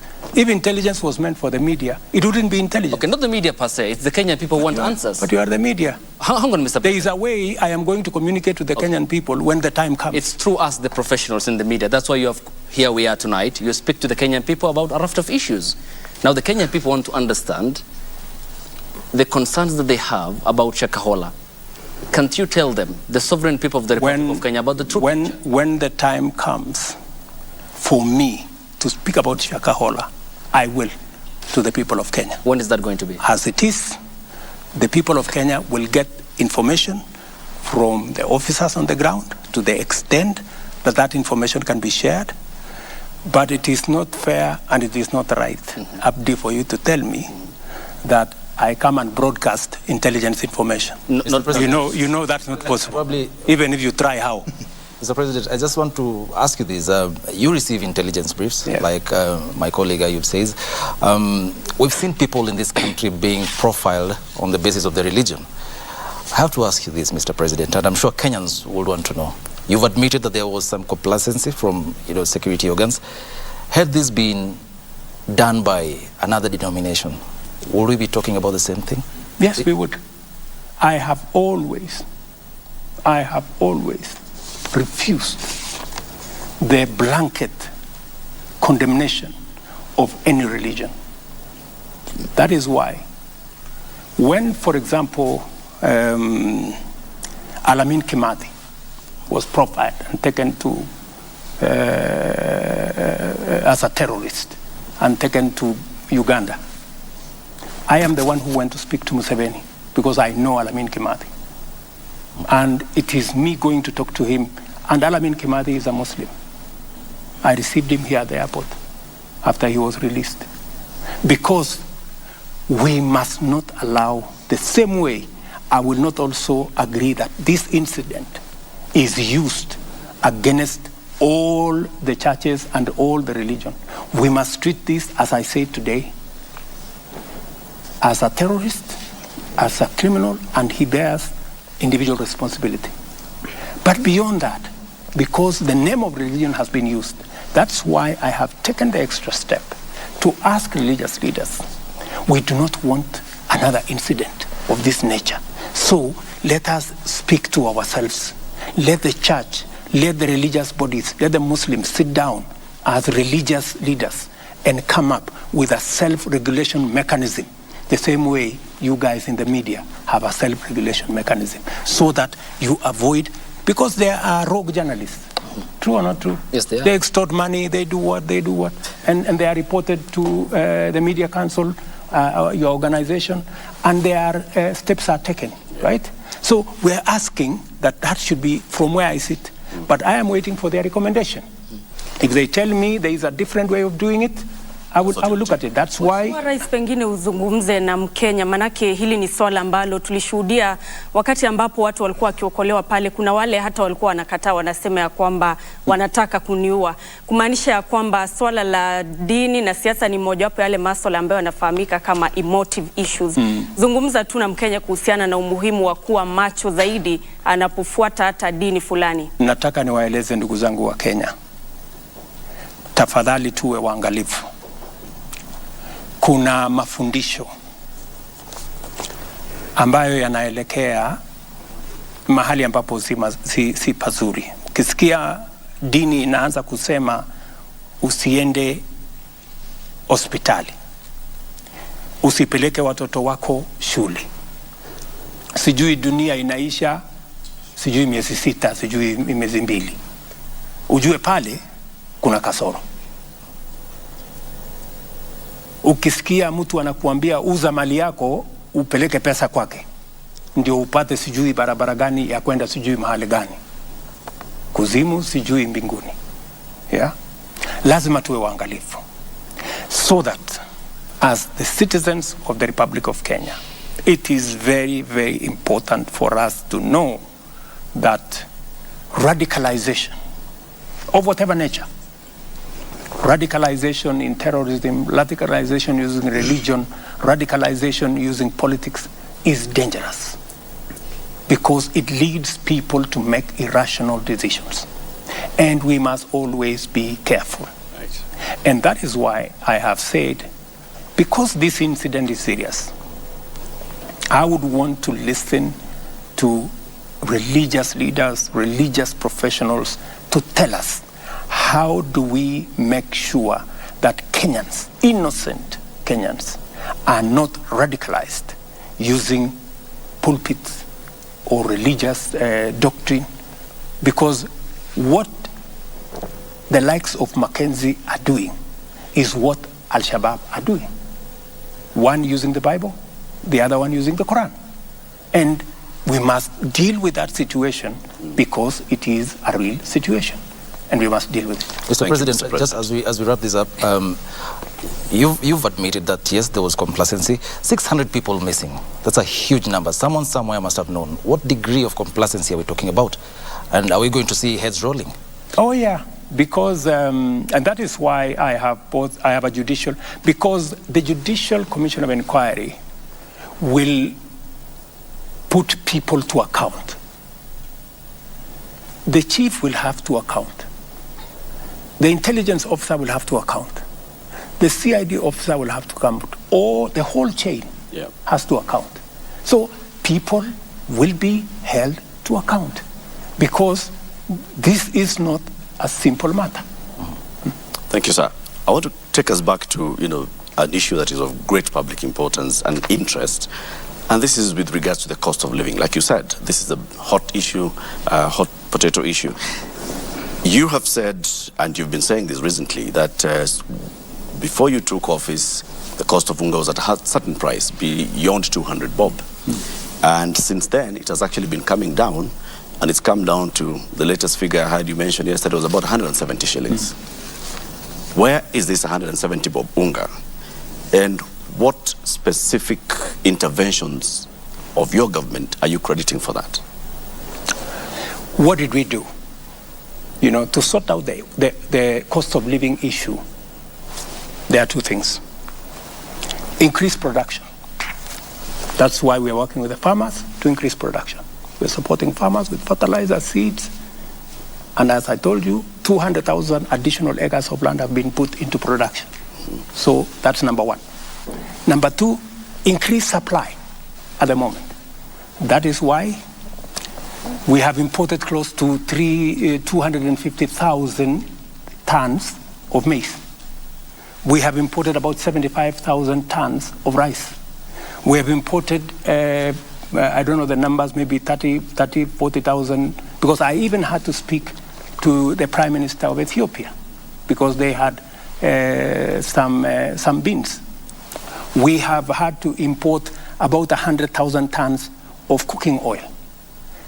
These are the interventions different from my former friends who went and gave money to millers and spent 8 billion shillings. To import all this maize, it is not going to cost us anything because we are just increasing the supply, cost for cost, right? As at the end of April, we on the short term, we will have to increase supply through importation. On the long term, we will increase supply using production. That is how to deal with the cost of living. And by the way, I spoke about it with clarity during the campaigns. I promised the people of Kenya we are going to reduce the cost of fertilizer. I have reduced it from 7,000 to 3,500. I'm on the current, not on the future, not on the now. I'm telling you now. On the 27th fertilizer at the moment. The Cabinet Secretary for Agriculture was meeting with the people that he had given license to import. And he was reading them the Riot Act. He said, as of now, I am not even sure which of you has imported the maize and who hasn't. The figures from the Ministry of Agriculture as at the end of April was that 90,000 metric tons of maize had been imported. Not 250, like you've said. It was 90,000 as at then. And in fact, the CS was telling the importers, I want you to come and give me a list of what you've imported. So it's clear that the Ministry of Agriculture is not aware of how much has let me give or is not in control of how much is coming. Let me give you the numbers. The Ministry of Agriculture gave importers. When I realized that the importers were not getting very far, I looked for millers and I sat with them here. I told them, you are the people in this business.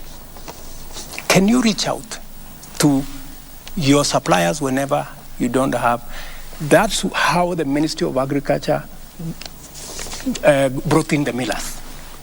It was because of that frustration, because the people that had been given the license to import failed to import. So we had to take the second queue. And I want to tell you, we have very patriotic millers, who have worked with us now. They have imported, the one I know directly, 100,000 metric tons. They have on the way another 100,000 metric tons. I don't know how far since those numbers were released the ministry has gone with the other millers, with the other importers. So we had to use a double-pronged approach, because when you find that one is not working, you have to think. How much more do you need to do to bring the price below 150 to 100? That you can only achieve. In the short term? No, there is no short term. You cannot do it on short term. You have to be realistic, because the cost of maize worldwide, because of the dollar situation, is high.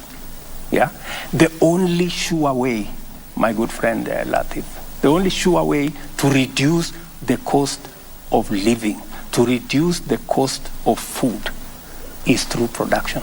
And production, he has a question. Yes, tell me about it. Well, Mr. President, there's a survey that was done by the Central Bank of Kenya that shows only 29% of farmers have received the government subsidized fertilizer. We're talking about over 70% of Kenyan farmers who've not been able to get subsidized fertilizer. We also have issues of decentralization. Some farmers have to travel for long distances.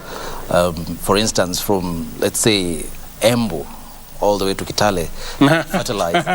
That's not true. My friend, that's not true. It is true. It is true. No. There is no farmer from Embu that goes to Kitale. Please, Eric, please. No. Your story is fake. It's not true. Mr. President, though, 70% of farmers are yet to get the government subsidized fertilizer. What do you make of that? That statistic is wrong. Yeah. I have the numbers. How many? And I monitor the numbers. I think yesterday, actually I have it on my phone. I monitor every day. It is on an app. It is not possible for anybody to lie to me. What percentage? By yesterday, we had done 2.7 million. Yeah? Actually, farmers had paid by yesterday 9 billion. Meaning, we had almost spent about 6 billion of government money on fertilizer subsidy. And by the way, it is the first time.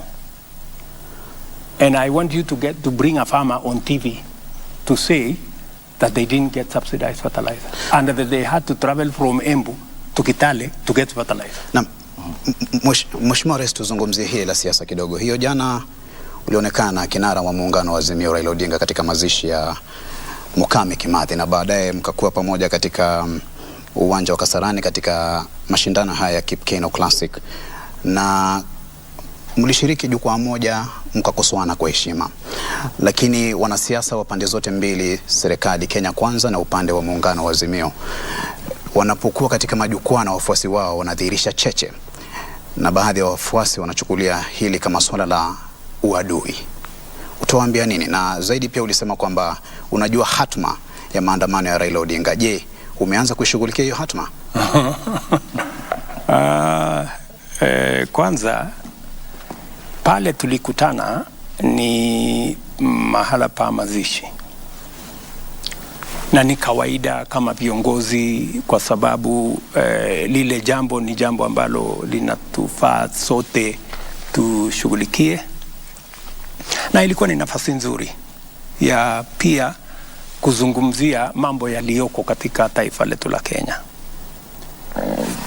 Pale kiongozi wa upinzani alisema vile aliona, akasema punda amechoka, akasema mimi siambiwi ukweli, ushuru nisipandishe. Na mimi pia nikachukua muda nimueleze, na akasema ananijua. Na ni kweli, kwa sababu nimefanya kazi na yeye, tulikuwa pamoja katika chama.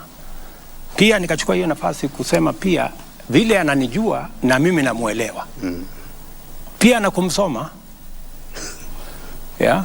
So, ikawa ni nafasi nzuri yeye aseme na mimi pia nikasema. Na pale pia nilipata nafasi ya kueleza wananchi wa Kenya kwamba hili propaganda, serikali hii tu kazi yake ni kuongeza ushuru, nikamweleza tumepunguza ushuru zaidi ya ile tumeongeza. Tumeondoa bilioni 500 ambayo ingekuwa katika budget kama wao ndio wangeendesha serikali. Tumeondoa ushuru kwa mambo ya fertilizer raw material.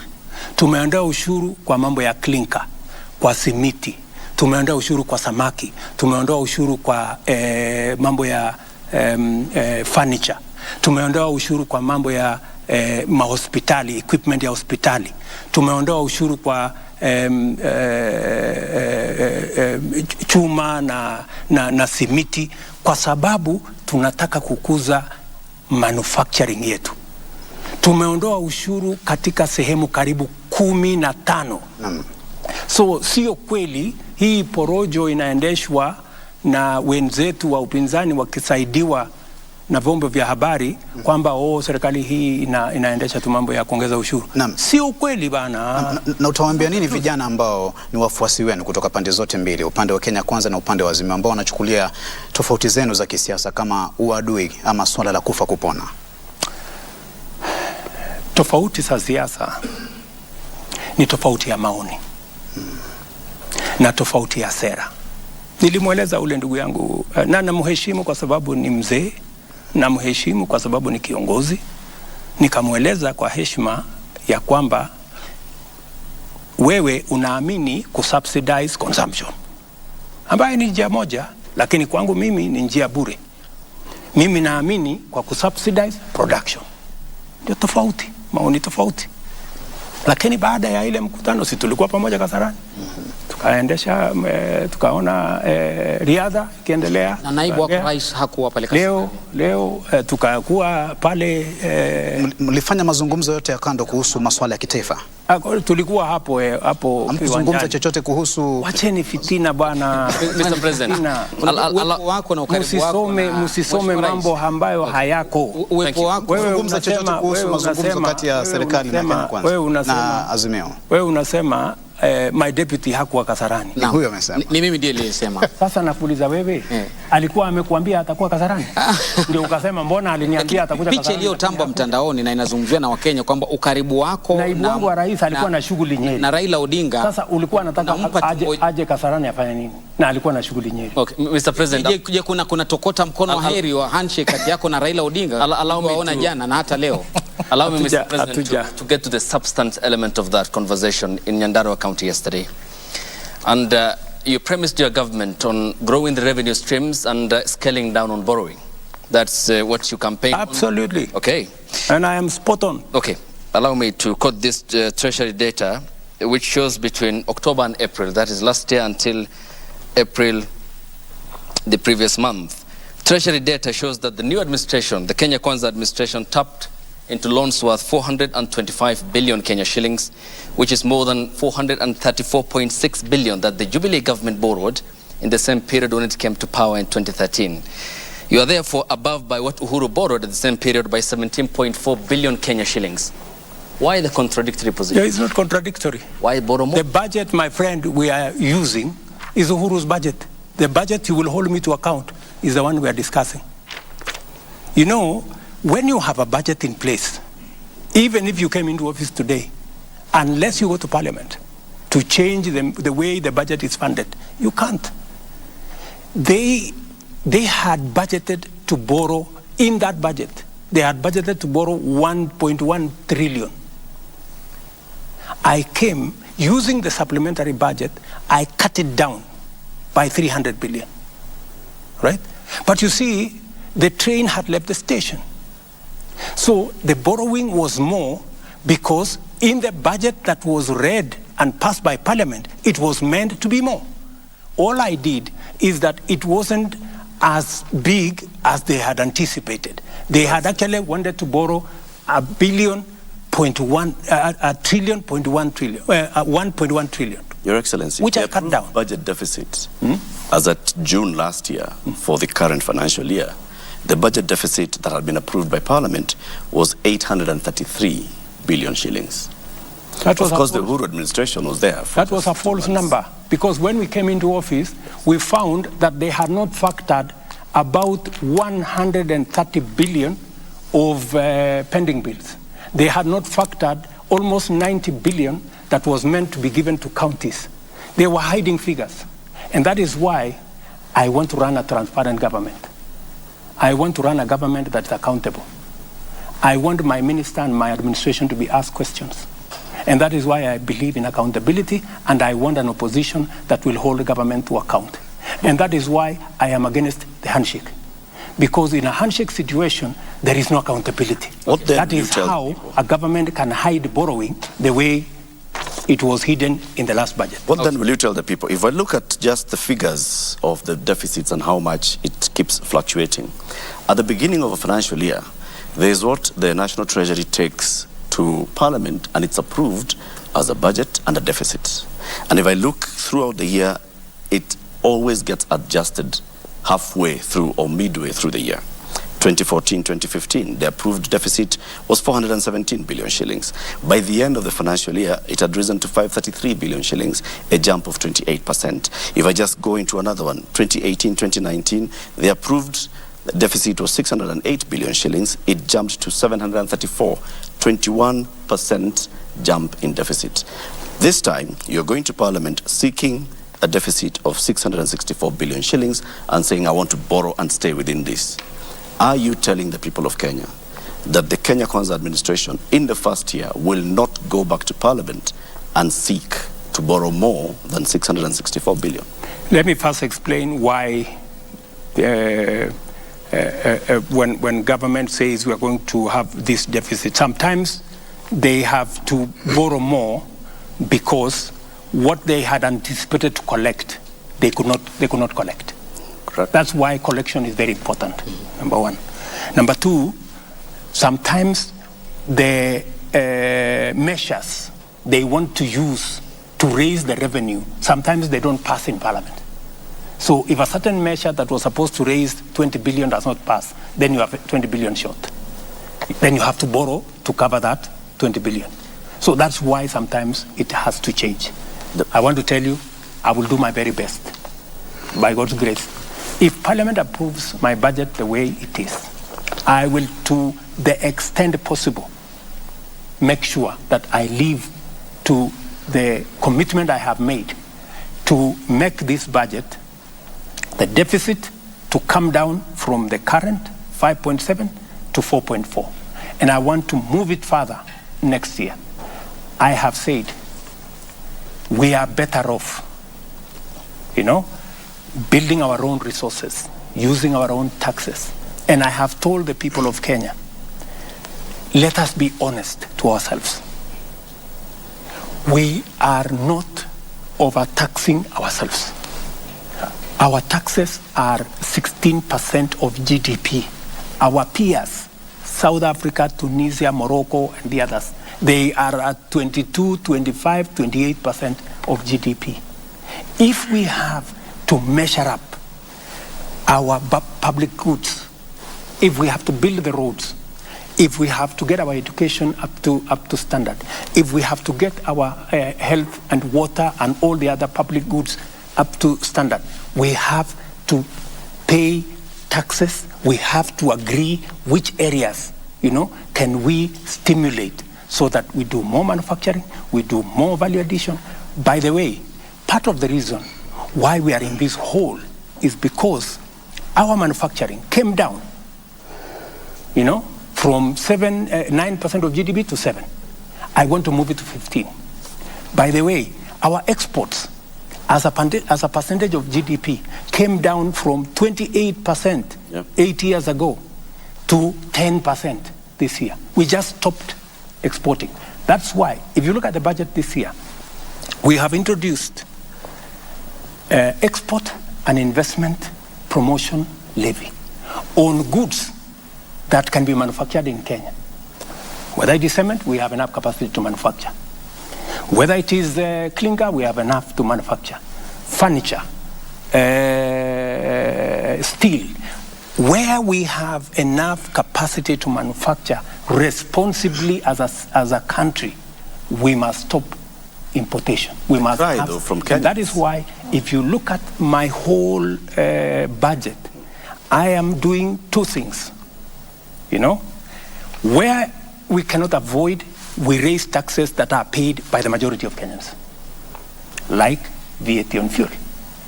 Where what we have also done, we have reduced RDL, Railway Development Levy, from 3.5% to 2.5%. We have reduced IDF, import declaration fee, from 2% to 1.5%. We have also reduced many other taxes because I am sensitive that we have to be careful how we tax. We must tax responsibly. Yeah. It is possible for us to move our tax as a percentage of GDP from 14 to 16%, as I am proposing in the budget. responsibly, we can balance out. That's why we are removing tax on gas. We are adding tax here because we want to balance, and we want to make sure that everybody, you know, for example, let me give you another example.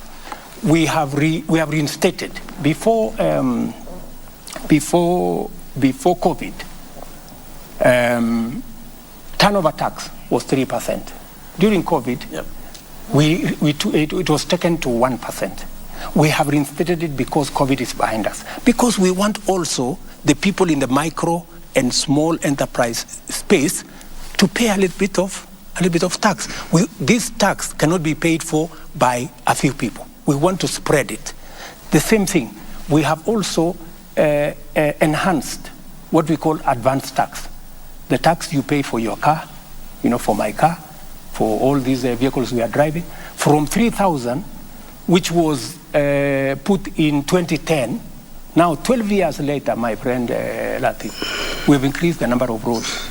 We have increased our bill on roads. We've increased it from 3,000 to 5,000 per year. So these are measures, and so we want everybody to carry a bit of the tax, but we have reduced tax on pharmaceutical manufacture. We have reduced tax on manufacture of building products, building materials, so that we can also grow our Mr. local. President, the main concern also accompanying all this is a concern from Kenyans from what they see the government doing, which is what Lofty had asked earlier, the government appearing to spend excessively. How do you back on the excesses of the you government? See, your own economic advisor, David Day, has said it publicly. He's gotten into government and he's seeing there's excessive and... David is speaking the truth, and that is why we have cut down on unnecessary expenditure. That's why we were able to reduce the budget by 300 billion. That's why in this year's budget, we've been able to reduce from, instead of borrowing 1.1 trillion like the former regime, we are now going to bring it down to 600, those numbers you read, 660 something. So we are responsible. Okay. You know, you're telling me you increased 90 million that was borrowed by State House. You know? Yes. You know what used to happen? The office of the deputy president has been shut. You know? So if you have to reinstate the operations of the office of the deputy president, when I was there, you know what happened? You know? The office was, I was paying from my own pocket fuel for my cars. I was paying for tea in my office. I was paying for allowances for my drivers and everybody. It was not fair. But you see, I respect my deputy. I want my deputy to run his show. And I want my deputy to work in an office that works. My deputy is very busy. Today, he can hardly have time. He is permanently in the office because I have assigned him responsibilities. For example, I assigned him the responsibility of making sure that no Kenyan dies. He was sitting on it with development partners, with other Kenyans, and no Kenyan died because of kukosa chakula. Because when you get people to help you work becomes easier and work becomes better. Mheshimiwa Rais, swali hili la nyongeza ya milioni 93 katika Ikulu mimi nimeliuliza na linafungamana na matumizi haswa ya ugatuzi. Na Wakenya wamejiuliza, haswa Wakenya wa matabaka ya chini, pia viongozi haswa maseneta katika mrengo wa upinzani, kwamba je, Rais, wewe ni adui wa ugatuzi ama unaunga mkono ugatuzi, ikitegemewa kwamba ni maseneta wako ambao waliangusha pendekezo hili la tume ya mgao wa ushuru CRA kuongeza mgao hadi bilioni 4.7 wakapitisha 407. Na katika hali hiyo, je, unaona wewe unaunga mkono ugatuzi? Manake katika Ikulu unaweza ongeza milioni 93 tu katika kipindi cha wiki moja ikipitishwa, lakini fedha kwenda katika kaunti hakuna, mpaka zinapunguzwa. Unaunga mkono ugatuzi ama ni adui wa ugatuzi? Mimi ni rafiki mkubwa sana wa ugatuzi. Basi mbona na waulize magavana wetu. Wananielewa vizuri sana. Na nataka nikueleze, nilizungumza na magavana wetu nikawaambia, my friends, siwezi nikaenda nikakopa tukuje tugawane. Hapana, hiyo siwezi kufanya. Hivyo ndio tulikuwa tunataka tufanye. Hapana. Nikawaambia tugawane ile ushuru tumeokota. Ile ya kuenda kwa sababu mwaka uliopita iliisha mwaka kama tuko na deni ya karibu bilioni 90 pesa ya makaunti. Mimi ndio nimekuja kuilipia, na ni kwa sababu tulijidanganya tukawaambia tutawapatia pesa kiasi hii. Haikupatikana hiyo pesa, ikabidi ivuke iende mwaka unaofuata. So mimi nimewaambia safari hii, ndugu zangu, budget nimepunguza borrowing, ile mikopo kutoka karibu trilioni 1 mpaka milioni 600. Kila mmoja wetu akaze mshipi, yeah? Sisi tutakaza mshipi upande wa serikali ya kitaifa na kila mtu, na ndio sababu tulikubaliana na wao pesa ambazo tutagawanya kwa counties ni bilioni 385. Kwa hivyo uliwashawishi maseneta wako kuangusha ile pendekezo? Sio maseneta, niliwashawishi magavana. Lakini pendekezo ile liliangushwa pale wakati wa kupiga kura. Je, kulikuwa na mkono wako kwamba wale maseneta wanaogemea upande wa Kenya Kwanza waangushe? Wale maseneta ni viongozi. Wako na akili, ndio walichaguliwa. Ile kazi ni kazi yao, lakini wale wananisaidia kazi ya kuendesha serikali, kwa sababu mimi na wao tulichaguliwa upande mmoja. Mimi na wao tuliuza sera pamoja na wao, kwa sababu ni viongozi wa Kenya Kwanza na wanaelewa mpango wetu na wanaelewa bajeti yetu na wanaelewa kiasi ya pesa tuliyoko nayo. Na mimi nataka nikuulize, kwani wale magavana hawatoki kwa kaunti? Kuna gavana wazimu hataki pesa iende kwa kaunti yake, lakini you have to be realistic. You live within your means. Lakini magavana wao hao wamekukilia kucheleweshwa kwa pesa, mishahara na kadhalika. Na ndio nimesema as decent, responsible people and leaders, we cannot live beyond our means. We have to be brutally honest with ourselves. What is possible and what is not possible. And I have sat down. I am the only president who has taken a lot of time. I have sat down with governors for 2 days. We have agreed on what we are going to do. We have agreed on joint plans. In fact, we have agreed with the governors that we are going to co-invest, just to show you the level of comradeship between my administration and the governors. We are going to jointly sponsor county, aggregation, and industrial parks. I have put 5 billion shillings in the budget to support that county function, because I want to reduce post-harvest losses. I want to bring on board value addition, because that will happen if there is a partnership between the counties. Agriculture is devolved, they will work and aggregate, because the power of aggregation helps us to provide storage. Therefore, we minimize post-harvest losses. It also gives us an opportunity to create volume where we can market. And number 3, it gives us an ecosystem for us to value add, so that we can take it forward. And by the way, in those, just let me finish. In those county aggregation and industrial parks, we have also linked them to commodity exchange and warehouse receipting, so that counties can be linked. So that, because you know, the problem we normally have is there is plenty in one corner of the country and there is scarcity in another corner of the country.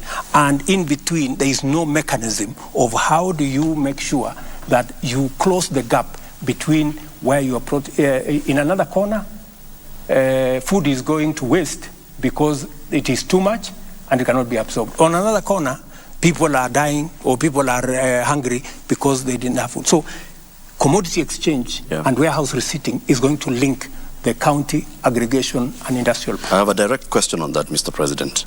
So 385 billion shillings is the proposal to go to counties as revenue share. And then there's the extra conditional grants at 44 billion shillings. Correct. Foreign finance projects at 33 billion shillings.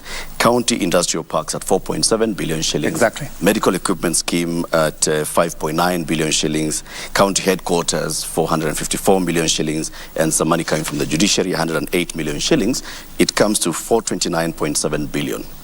Now, all the others that have mentioned sound like the national government giving money to the counties to do the national government's work. Why not give counties 429 billion shillings to determine where they want to invest their money? It is the nature of the law. The law provides some of those resources come from development partners, and we negotiate with development partners. Sometimes it is we have to receive the money as national government, because sometimes development partners cannot go and sign 47 agreements. They prefer to sign one agreement with the national government on the understanding that this money will be passed to the counties. So it is just an accounting government procedure that dictates that some of the time we do that. Some of the grants, is exactly what I was telling you. Yep. We are providing 5 billion shillings. 4.7 billion, the one you have read, yep, will go to the county.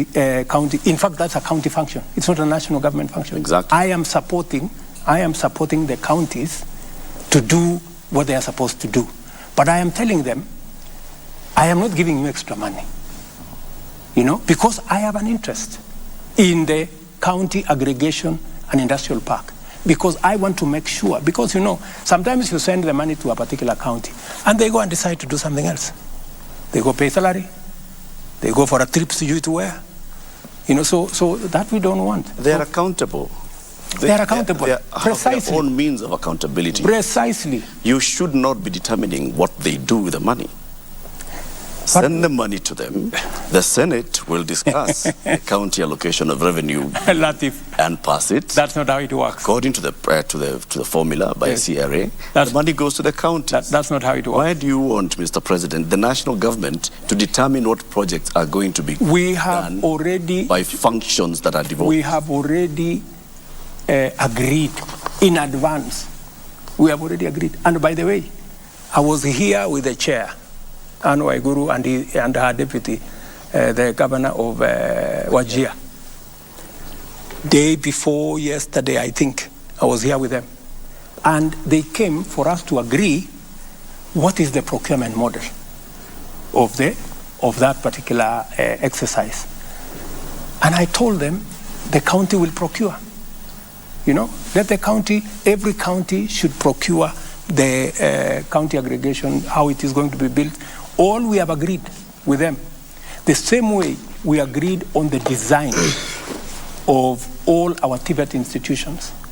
We have agreed on one design for the county aggregation. For what purpose? Number one, for standardization. Number two, to avoid another architect going to charge 20 million because they have gone to some place. And so we are approving one generic design, and that is the design that is used everywhere. We have done it with Tibet. It is very successful. Number three, we have also agreed for purposes of accountability how much it's going to cost. We have done a BQ so that somebody does not go and sit somewhere in Kisumu or in Eldoret or in somewhere and say, this thing has cost 600, 700 million. We know the cost. So we have agreed ahead of time. This is going to be the cost. You procure, this is the BQ, this is the design, there is no other cost. Okay. Mheshimiwa Rais, tukisalia kwenye hili swala la ugatuzi na utendakazi wake, sekta ya afya imekuwa ikikumbwa na changamoto mbalimbali na wengi wanauliza, je, sekta ya afya kweli iko salama mikononi mwa serikali za kaunti? Mimi ninaamini kabisa katika uwezo wa makaunti kusimamia sekta ya afya. Kuna watu wengi wako na msukumo kwamba sekta ya afya irudishwe kwenye national government. Mimi siamini kabisa, kwa sababu mimi nimeona tofauti mkubwa tangu mambo ya afya iwe devolved. Madaktari wameajiriwa, wauguzi, nurses, clinical officers, equipment, ujenzi. So mimi ninaamini kabisa ya kwamba sekta hiyo ya afya imekuwa bora katika mikono ya county governments. Pale kidogo tuko na matatizo, kwa sababu lazima tuseme ni kwamba tuko na matatizo kidogo na wauguzi wenyewe, madaktari na wale manases, na tumekubaliana vile hilo jambo tutalitatua na nurses and doctors, they have some legitimate concern. Not actually some, they have legitimate concerns. Ya mambo ya promotion, mambo ya training, na pia counties wako na legitimate reasons. And that is why tumekubaliana na county governments, tumeketi chini, tukasema we are going to operationalize part of the law that was not operationalized on human resource that is going to help us jointly with county governments to work on the human resource element. How are we going to make sure that the doctors are trained? When they go on training, what happens? Because counties wanatuambia madaktari 10-20 wameenda training miaka 4. Bado wanapata mshahara katika county. Kwa hivyo hawawezi kuajiri daktari mwingine miaka 3, miaka 4. So lazima hapo pia tuketi chini, ni vipi? Ni wakienda katika training, nani atagharamia hiyo training? Tuko tayari kama national government kujadiliana.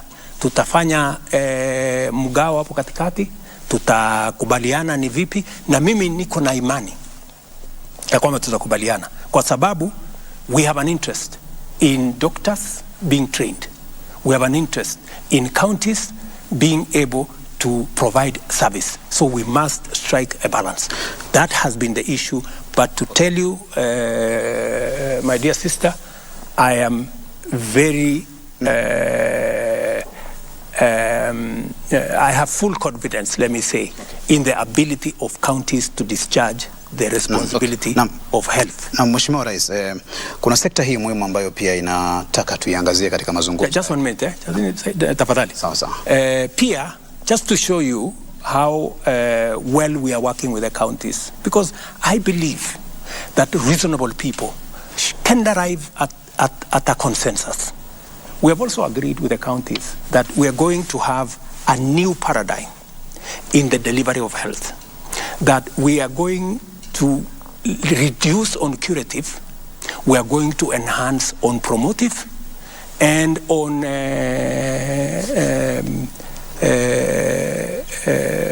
preventive. Those two, on preventive and promotive. And that's why we have agreed with them that jointly between the national government and the county government, under the new plan that I am pushing, we are going to change what we call today community health volunteers. We're going to change them to community health promoters so that we can pay them a stipend and we can also equip them. We are currently procuring about maybe 2-3 billion worth of equipment for community health promoters. These are close to 100,000 people in Kenya. Okay. And we are going to allocate every community health promoter about 100 homes. So permanently, home to home, they will be visiting. Wako na kitu ya kumesha pressure, ya kumesha sukari, ya kupima kila kitu. You don't have to go to hospital.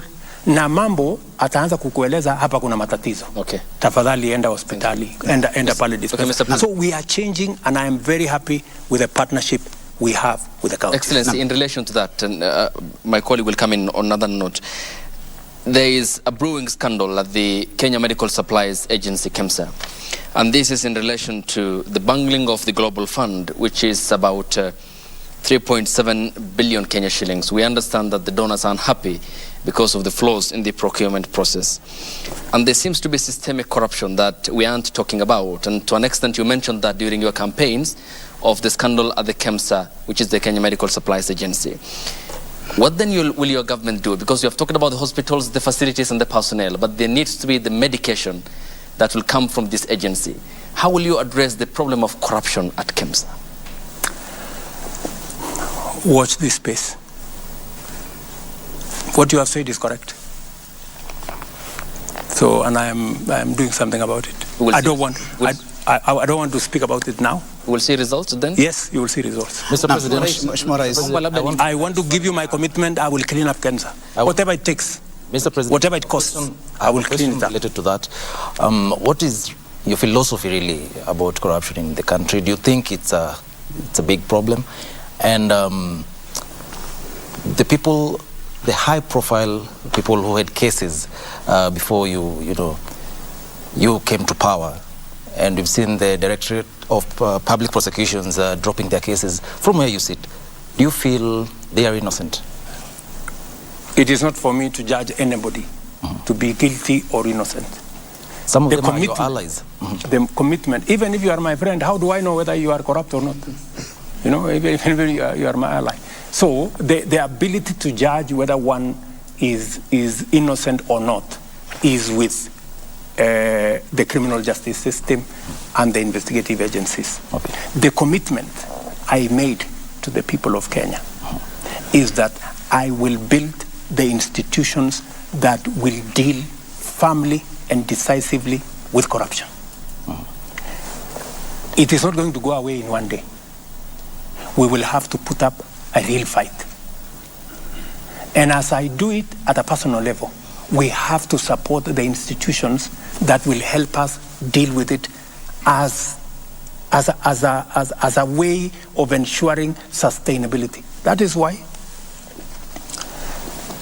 I said the financial independence of the DCI, of the police, of the investigative agencies must get out of the office of the president.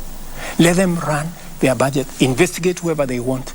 And I have been very clear to the DPP, I have been very clear to my friends at EACC not to call me on any matter. And I also promised them I will not call them on any matter. Let them prosecute everybody that they want to prosecute. There were days that because somebody is senior or the president has to be informed, I told them I don't want to be informed. If somebody has been found guilty of anything, they should be dealt with in accordance with the law. Let me also tell you, it is the same reason that I am enhancing the budget for the judiciary, because I want the judiciary to appropriate their responsibility and mandate to deal with corruption firmly, decisively, but also in a timely manner, so that we don't have corruption cases running for 3, 4, 5, 10 years. They must be dealt with expeditiously. And that is the clarity that I have made to the judiciary, that we respect their independence. The Chief Justice is free to call me whenever she has called me a few times to discuss with me. She wants additional charges. I pushed to Parliament that let us have an additional 70 charges. Parliament went and reduced it to, I think, 50, which is okay. It's a good start, you know, because I think we need more men and women in the judiciary to adjudicate on all cases, including corruption cases. She came to me about the budget. We came and discussed with her the areas they wanted in the budget. They wanted a few, they wanted this small claims court. We provided the funding for it. The first ones in Nairobi. We gave them the resources to make sure that they begin the small claims court and another hustler court. It's a smaller court. I don't know whether I'm saying the right one, but that one. Because she said she wants to do bottom up. Small claims court. Yeah, so we provided the resources for it. She came back to me and told me she wants to complete, I think they have about 20 different buildings in different places for courts around the country. That's why I have put money, because that's why I have given them an extra 4 billion shillings, because it is my commitment that we should build the capacity of the judiciary to be able to handle cases. We should build the capacity of the DCI. We should build the capacity of the EACC so that they can do their job. I cannot do everything. I'm a human being. That's true, Your Excellency. With the capacity also comes responsibility. Yes. Those officers that you've mentioned are the ones that have been involved in what we can call the debacle about dropping of cases. The DPP goes to court and says, I was expecting the DCI to give me more information. The DCI has not given me more information, so I have nothing to take this case forward. The control of budget went to Parliament, and she actually also spoke about what happened with regards to the Telecom Kenya payment. Now, these are officers who they're independent constitutionally, but they have sworn an oath of office on how to do their job. Do you think they ought to take responsibility for these actions? For taking somebody to court over 8 years, no prosecution proceeds, and then a case is dropped on account of, I do not have evidence? They are the best placed to answer those questions. And they should answer those questions. I mean, if you've taken somebody to court for 8 years, and then you actually did not have a case against them, it was orchestrated, it was malicious, you have something to answer, because my understanding from what I have seen in the courts is that there are people who have been taken to court and the cases have never moved, from day one. The cases have never made even a step. And it is the reason why I asked Kinoti to resign and leave. Because he was involved in the exercise of politicizing the criminal justice system. Is that sufficient? Which is unacceptable to me. Which is unacceptable to me.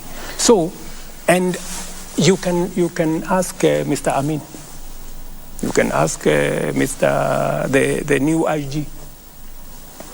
He rarely receives a call from me on anything, because I want them to do their job. My friend, I have a job to do here. I wake up early, I sleep late. I don't have time to go and do the job of a policeman. Mheshimiwa Rais, I don't have to go and do the job of a judge. Let them also do it. Naomba nilete swali lake karibu na wewe. Wakati wa maandamano ya Azimio wiki ya pili, wiki ya kwanza haswa, kuna wajumbe 5 wa Azimio ambao walikamatwa, akiwemo seneta wa Kilifi Stewart Mazayo, mbunge wa Malindi Amina Munyazi, mbunge wa Kilifi Kusini Ken Chonga, Upio Andai na wengineo. Na baada wiki moja mlipokutana na kiongozi wa upinzani Raila Odinga na kutoa tangazo kwamba maandamano sasa yatakwisha na mtaunda jopo la upatanishi, siku iliyofuata ilitangazwa kwamba wale mabwana wameachiliwa na hana makosa yoyote. Je, waliachiliwa kwa msukumo wa kisiasa ama ni hivyo ninavyozungumza kwamba ni kazi ya mtu si yako? Kwa nini sadfa hii ya kwamba leo mapatano, kesho waachiliwa waliokuwa na makosa jana? Kwanza hatukukutana na kiongozi, hiyo ni story yako. Hatukukutana na kiongozi wa upinzani. Nilitoa taarifa yangu, yeye akatoa yake. Hatukukutana. Hiyo ni ya kwanza. Pole kama kuna mtu alikuambia tulikutana. Jambo la pili, hiyo swali lingine ya pili. Lakini muhimu kwamba kulikuwa na upatano katika taarifa zenu mbele ya Wakenya, mbele ya umma. Hiyo ya pili, ndugu yangu Matambo. Naam. Matambo. Ya pili ni kwamba kuna mtu anaitwa DPP. Ofisi yake ni independent kutoka kwangu. Ningekuomba kwa heshima umtafute na umuulize haya mambo. Atakujibu. I am sure you learn. Hili swali wa Kenya walijiuliza, ndio maana mimi nimekuuliza kwa nini sadfa. Mimi nilifanya yangu ya kama rais. Mimi nilisema kwa sababu hawa ndugu zetu wamesema ya kwamba wanataka wacha niseme hivi, sitaki kusema sana. Nilipata habari kutoka mmoja wa watu wa Azimio, wakaniambia tafadhali bwana rais, wewe ndio the big brother, hata ingawaje kwa umri wewe ni mdogo kwa kiongozi wa upinzani, wewe uwe wa kwanza kusema ya kwamba huko tayari kutafuta njia ya mazungumzo. Nikawaeleza mimi mazungumzo sina shida, bora sio mazungumzo ya handshake. Kama ni mazungumzo ya kule bunge, watu waende waongee. Hii maneno mnasema saba, sijui maneno mnasema sijui nikawaambia hii IBC tuko tayari. Mimi sina mtu pale ambaye nimemweka kwa sababu yeyote. Kama tutakubaliana ya kwamba Public Service Commission haifai kutoa mtu ama political parties haifai kutoa mtu, tubadilishe sheria. Mseme mnataka nani atoe huyo mtu mwenye atakuwa katika hiyo panel. Me, I have no problem. I have no interest. I did not select even one person. The list was brought to me. Mimi nikakuja tu nikatia sahihi nikasema LSK walilete mtu wao, interreligious walilete mtu wao, political parties walilete watu wao, Parliamentary Service Commission walilete watu wao, public service mimi hakuna mtu ambaye anasema anachaguliwa na rais kwa hiyo jopo. So mimi nikawaambia sheria ndio inasema. Mkibadilisha sheria, mtafute mbinu mpya, mniletee. Mimi nitakubali. Yes. Bwana Rais, Mheshimiwa Rais, napenda kurudisha kwa kimombo just a minute before my colleague goes ahead with that question. In relation to that, to what Lofty has asked about, the demonstrations and that period before you had an agreement with the former PM, Article 37 of the Constitution talks about the right to picket. Your Interior CS, Professor Kithure Kindiki, indicated that you're considering to make some changes to that law. Don't you think from where you sit that is going to take us back to the dark days? I don't think you can take away the right of any citizen to picket. It's not possible. Yeah? But we can all agree the way in which it is done. We can all agree. Other countries have dedicated a street where people can picket from morning up to evening. You go, I was in Brussels. There is a street there where people are permanently there. Huyu anasema yake, kuna malalamiko sijui ya nini, ule mwingine anasema malalamiko ya nini, na iko media hapo, unasikizwa yako, inachukuliwa na media, inasikizwa ya ule. So, dunia inaendelea bila ya kusumbua wale watu wengine wengi. Kuna mahali imetengwa hapo ya watu kusema hiyo maneno. Hiyo ni sawa. So, tunaweza kukubaliana. Ile ambayo mimi ninaona haifai, ndugu zangu, ni kutumia picketing kuzusha ghasia na fujo na vita, kuharibu mali ya wananchi. Nobody has any right, my good friend. Nobody has a right. Hata kama biashara ni ya mama mboga hapo, unaenda unakanyaga mboga yake. Wameenda sijui pale hapo Kisumu, jamaa moja wameenda wakakula viti yake kwa restaurant yake, ule jamaa alikuwa analia machozi hapo nje. Wameenda sijui supermarket nyingine hapo Utawala ama ilikuwa ni wapi pale Mbakasi, loot. That's not picketing. That's criminality. And those hiyo maandamano yote si kuona any peaceful maandamano, ilikuwa ni fujo, vita, ghasia nini. So it's not working. So we need to agree, the right to picket must be protected. Okay. But the how is important. Mheshimiwa Rais, vijana, mashabiki wa spoti na vile vile wachezaji wanasema tusiwasahau katika mazungumzo ya siku ya leo. Michezo inaleta jamii pamoja. Hii leo umekuwa katika derby ya mashemeji na jana ulikuwa katika mashindano ya Keep Keno Classic uwanjani Kasarani. Serikali yako inafanya nini kuhusu kuinua talanta na vile vile ujenzi wa viwanja? Kesho kwa mfano nitapokea habari ya ile commitment nilifanya kwa watu wa Kenya ya kwamba nitaweka umuhimu katika mambo ya michezo katika taifa letu la Kenya. Nilisema tutajaribu kuhost Africa Cup in 2027. We are launching our bid on Wednesday, right? I was part of the people who came up with the sports fund because we wanted to reward, we wanted to create, because we have talent in Kenya. We have arts, we have the creatives, we have the sports talent in Kenya. We wanted to find a mechanism of promoting.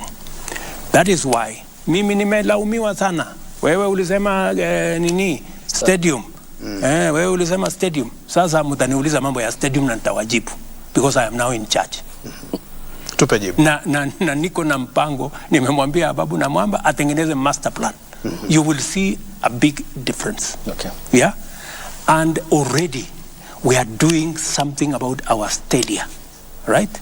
So we are going to invest in the infrastructure. We are also going to invest in the training. We are also going to invest in the positive profiling of sports. When I came into office, the first thing I did, I told Ababu na Mwamba, enda mpaka utafute watu wa FIFA mahali waliko. We cannot continue to have our country banned by FIFA. And within 4 months, ban yenye ilikuwa hapa for 2 years, we removed it. Today, we have come back. I also told Ababu na Mwamba, we were almost being banned, mambo ya athletics, kwa sababu ya mambo ya doping. We have invested $5 million, almost 600 million shillings, to make sure that we have the ecosystem to test our athletes. I think they do it now almost every week, to make sure that doping is not part of our sports. So I am very clear on where I want to take sports. In fact, you heard me announce that we are going to have a bottom-up tournament from the world. Yenye tutafanya finals tarehe 12 December, because we want to grow sports. I have also said, Abdi, that how do we positively profile, kwa sababu watu walikuwa wametoroka hata kwenda kiwanjani. Yeah? So I am now going to work with KBC. I am going to talk to CA. I am going to talk to various sponsors, so that we bring back the televising of all our sports, of our tournaments, of our league, and provide additional resources, so that we create the unity, as my good brother here has said. All right. Sports brings us together. Okay, thank you, Mr. President. And allow me to take you back to the event in Nyandarua County yesterday. You were deputy. We were talking about taxes. Okay, of course we did. Yes. And not about taxes in relation to that. Okay. Because it's still about running of a government. Yes. Your deputy is on record in equating Kenya to a shareholding company. Yesterday he talked about state appointments, and he talked about it while you were there. I don't want to quote him verbatim. In regards to state appointments that you make as the commander-in-chief and the symbol of national unity, is it a right for others and a privilege for the rest, yet your government expects all Kenyans to pay taxes? It is a right for every Kenyan. What do you say about the sentiment by your deputy? My deputy is a very eloquent person. It doesn't matter the eloquence. I suggest... Is Kenya a shareholding company? I suggest you go and ask him those questions. Okay. He's a very capable Kenyan. All right. It's straightforward question. And I am sure he will not shy away. Okay. He knows how to handle those questions. And but I can give you my commitment. Mr. President, let me just pause you. You will proceed. I'll give you the time. You'll answer me. Okay. Allow me to ask you the question. Okay, Abdi. The presidency is a symbol of national unity. Correct. You all represent us, isn't it? Absolutely. What's your view? Is Kenya a shareholding company, or as the Constitution establishes, a secular state where we are all equal before the law? All Kenyans are equal before the law. When it comes to political appointments, right? Everywhere in the world, you know, there are certain considerations you make. There are people who support you, and they have legitimate expectation. That's why they support you. So, when you're making those appointments, you have to consider national balance. You have also to consider your support base. It happens everywhere. Let me tell you, some people take it to the extreme. You can never accuse me or this administration that I have taken my daughter or my son or my relative and made them an MP or made them a minister or made them something. I will not do that. Yeah? I will not do that. Our competitors do that. They go take their children, they take them here, they take them there, they take them... That I will not do. Because I understand where I am coming from. Right? Let me also tell you the following. Sometimes, because of our, obsession, allow me to use that word, it's a bit negative, because we are too much interested in this tribe, this guy is this tribe, this guy is this tribe, this guy is this tribe. You know, we get too absorbed in tribe identity, you know, identity politics. You know, it's time we transited from identity politics into politics of interest. You know, Abdi, the 36,000 housing units that I have launched for construction, there are close to 100,000 Kenyans working. There are Kenyans from all over the place. Nobody asks them when they go to those construction sites as quantity surveyors or technicians or electricians, or nobody asks them which tribe do you come from. I was in Homa Bay to launch the same. And this program of housing is going to be in every corner of the Republic of Kenya. We're going to make sure so that we begin to walk away from 3, 10, 20 appointments. We are so obsessed. You know, it's because of this scarcity. You know, we are so obsessed with 10 people or 20 people. You will discover, for example, it doesn't matter. Even if I appoint 20 people from a certain community, let me not mention any community, it will not change the dynamic. People from that community, millions are still on the street. Wengi bado wako kwa dimanga pale. You know, wananga. How do we, Abdi, how do we, instead of arguing about 3, 4, 5, 10, 15, 20 appointments, how do we create the ecosystem that will employ Kenyans in millions? Kenyans in every part. Right. How do we make sure that we have a program in Kakamega that will employ 10,000 young people? We have a program in Kwale. That is the program I'm looking for. And that is why, Abdi, I am telling you, and I want to persuade my fellow countrymen and women, please, let us invest our resources in projects and programs that will create 3, 4, 5 million jobs for the people walking in our streets, our own children, our own blood and flesh walking the streets. Don't walk away from them. Don't say, I have a job. How is it my business to bother about the fellows who don't have a job? Right. I mean, surely we have a responsibility, Abdi. You agree with me? We have a responsibility. Okay. We have a responsibility, yes, we do. Taking you back from that housing element, that, you have parachuted into that. Yeah. And it seems to be... It's because I am very passionate about it. Seems to be because I see an opportunity for this country to change. Thank you. It seems though it looks like a semantic evasion. Final question on this. Yes. Because it's still on appointments. You said the expectation from those who supported you during the campaigns, and you have to place them somewhere in your government. Good example. Hypothetically, we are seated here.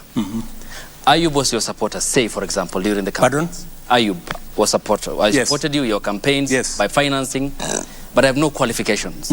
Eric Latif didn't support you, but is a Kenyan like me who expects to serve his country.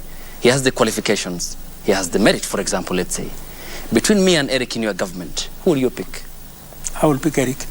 Okay. But that is not the case in many aspects. That is the case. It isn't. That is the case. You have made political appointees. That is the case. Awarding competency and... I appointed General Ogola. General Ogola is among the people who went to Bomas to try and overturn my victory. Do you know that?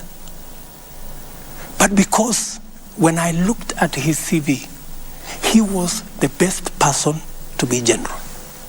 I called him and I sat him down. I told him, my friend, you went to Bomas to try and overturn my victory. But because you are the best person to be general, I'm going to give you the job. That is how it works with me. That's why I told you, if a person has the qualification, if he is the best for the job, I will give him the job. But that is the military. There's a code of conduct for the military and how politics works in Kenya, Mr. President. Let me tell you, my friend, I had the opportunity. I could have appointed anybody. I had, I think, 10 choices. I didn't have to. You know, there are people who say, oh, you know, William Ruto appointed Ogola because he was the deputy CDF. That's not the case. I made the decision consciously. And I made the decision against the advice of many people.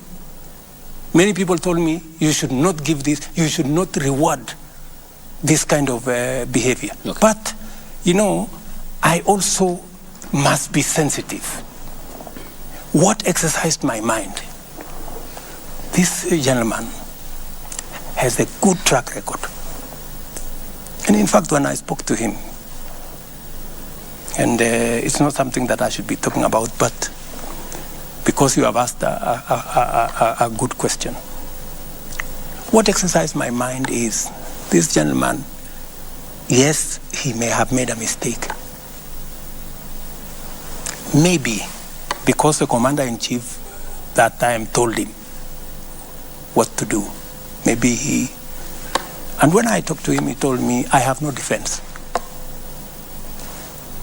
He told me, I have no defense. You do with me whatever you want. I cannot defend. It was wrong. What I did was wrong. Yeah? I am also conscious. My good friend Ayub, I'm also conscious that since independence, there is nobody from Nyanza who has ever been CDF. And it also played in my mind that I don't want a situation where a whole community think they cannot occupy a certain office. So many things that are part of my system overweighed the mistake he had done. Okay. You know, so I want to tell you that I make very sensitive appointments. I make very deliberate appointments. Many of the appointments, of course, that do not have to directly require my signature. Many of these managing directors, I don't know who, they are interviews all over the place. Okay. You know, so, and when a panel decides, for example, I was brought a panel that interviewed the CEO of museum. And just by coincidence, you know, the person who became number one was my classmate. And I never even asked anybody to assist her. So when it came to me, I told my friend, you know, if she's the best, she was a lady. Okay, so it's safe to assume that according to the President of Kenya, Kenya is a country where all Kenyans are equal before the law. But interestingly, according to his deputy president, it's a shareholding company in which political appointees ought to be the priority for the government. I think you should not take the sentiments of my deputy out of context. What was the context? I think it is fair if you can arrange an interview with him so that you can contextualize, you know, because now we are discussing him, me and you, and he's not here. Not him per se, Mr. President. Because that's what it is. Okay, not him per se, Mr. President. We are discussing what he said. He's not the subject here, but okay. Let me put it this way. Let me paraphrase the question. What's your interpretation of what a shareholding company means? What do you understand by it? I think, from where I sit, I think what Rigathi Gachagua is just trying to say is that while it is true that first we must serve all Kenyans equally, we must, to the extent possible, spread appointments across the country. And that's what I have tried as much as possible to do. If you look at my PSS, I think I got PSS from 41 counties. If you look at the CASs, I got CASs, I think, from 45 counties. Every county has a CAS in my administration, even the ones who voted for my opponent. I put them. If it was the philosophy of my deputy, they wouldn't be shareholders, and therefore they wouldn't qualify. But you know, there is an extent to which you must nationalize, you know. Many people thought, for example, the Hustler Fund. Many people thought, oh, you know, this is just going to be for the people who voted for Kenya Kwanza. It is not. Look at the distribution of the Hustler Fund. Every county in the Republic of Kenya equally. You know, you don't have to know nobody. You don't have to know your MP. You don't have to speak to nobody. It is your phone. And hustler fund. You have your money, you move on. So that is, and precisely, my good brother Ayub, precisely what I was saying. Instead of arguing about 20 appointments, 15, I don't know, this community, that community, why don't we bake a bigger cake? Why don't we create 1 million, 2 million jobs so that everybody has a piece of the pie? And that is what I am asking my good people, the people of Kenya, to help me, invest in these programs. Let us pay our taxes. Let us contribute to the housing fund. Let us, those of us who have a job, let us not hold those who are without a job in contempt. They have not committed any crime. They are not lesser human beings. It is just that they don't have the opportunity me and you have. Let us do something about them also feeling part. Mheshimiwa, kabla mwelekezi wetu ama kiongozi wetu kumalizia, naomba tukate mzizi wa fitina kwa swali lake Ayub. Kwa hivyo sasa hivi unaweza kuambia Wakenya kwamba matamshi ya naibu wako unayakana na kuyakashifu kwamba serikali yako si kampuni ya hisa. Haya ni mambo yako. Kwa hivyo unamuunga mkono basi. Haya ni mambo yako. Tuambie je. Nimewaambia, yule bwana ni mtu mwenye ako na anaweza kujieleza. Mbona nyinyi mnakuja kumleta hapa, kumleta kwa mjadala hapa? Mumemuuliza yeye akakataa kuwaona. Tumeleta maneno yake, hatuja. Mbona mnaleta maneno yake na ni mtu mzima? Kwa sababu ako na akili timamu. Wewe ndio kiongozi wa serikali. Mbona msiende nimewaeleza msimamo wa serikali ya Kenya. Sasa ile imebaki, mtafute, anaitwa Rigiji. Mtafute. Excellency, we will be concluding our conversation this evening, and thank you very much for giving us this time. But we have to conclude with a conversation about future generations. Yes. Article 53 of the Constitution, every child in Kenya has a right to free and compulsory basic education. The junior secondary school pupils went to school on the 30th of January, and they closed at the end of April. And by the time they were closing, many of them had not received sufficient teachers. Many had not received books. So, by and large, learning did not take place for an entire term. They have opened for the second term. They still have a shortage of teachers. They still have a shortage of books. It has been said that the JSS and the transition of CBC from primary level to the middle level is being bungled. I've not heard you, Mr. President, speak out against this. I've not heard you mention this. Are you aware, Mr. President, that about 1.19 million children in Kenya are not learning, that there's a crisis? When I came into office, I found a big crisis. That is why I appointed a presidential party to look at education. And by the way, I believe that education is the most important instrument of shaping our human capital and our future. Because the biggest asset we have as a country is the human capital. That is what makes Kenya what it is. And education is the one that sharpens our education, our human capital, beginning with primary school. When I came into office, what did I do? I quickly appointed a presidential party to work on it, and I made certain decisions.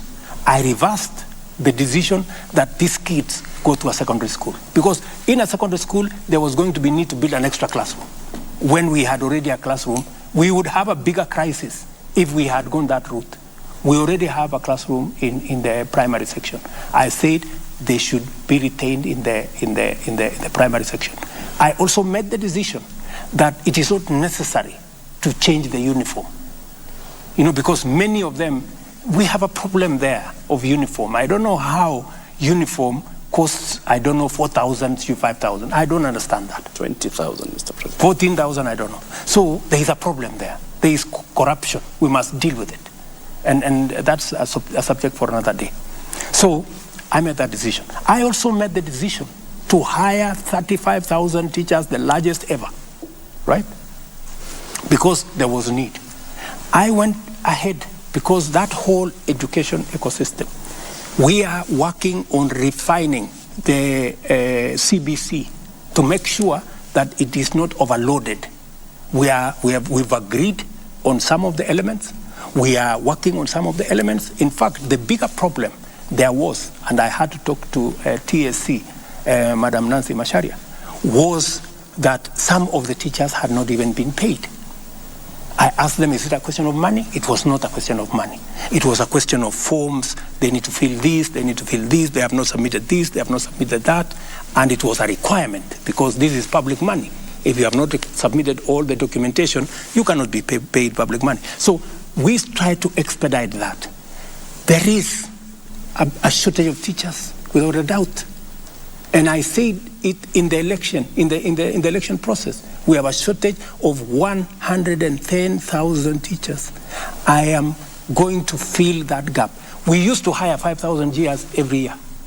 I have scaled it up to 35,000. I want to hire another 35,000 next year. But you know, Latif, I also have to operate within a budget. I need the resources. Yep. When I try to raise the money, you guys make noise at me. Oh, unaongeza ushuru, unaongeza ushuru. Na wewe ndio huyu unataka watoto wasome. Hakuna walimu. Wapi walimu, Bwana President? I mean, we all have to balance all these things. So in the meantime, then, Mr. President, for this year, these JSS learners are definitely not going to be able. No, we have made an intervention on how, because you know the part of the problem is there are some primary schools that did not have enough students to be able to qualify to be a junior. To create a junior secondary classroom.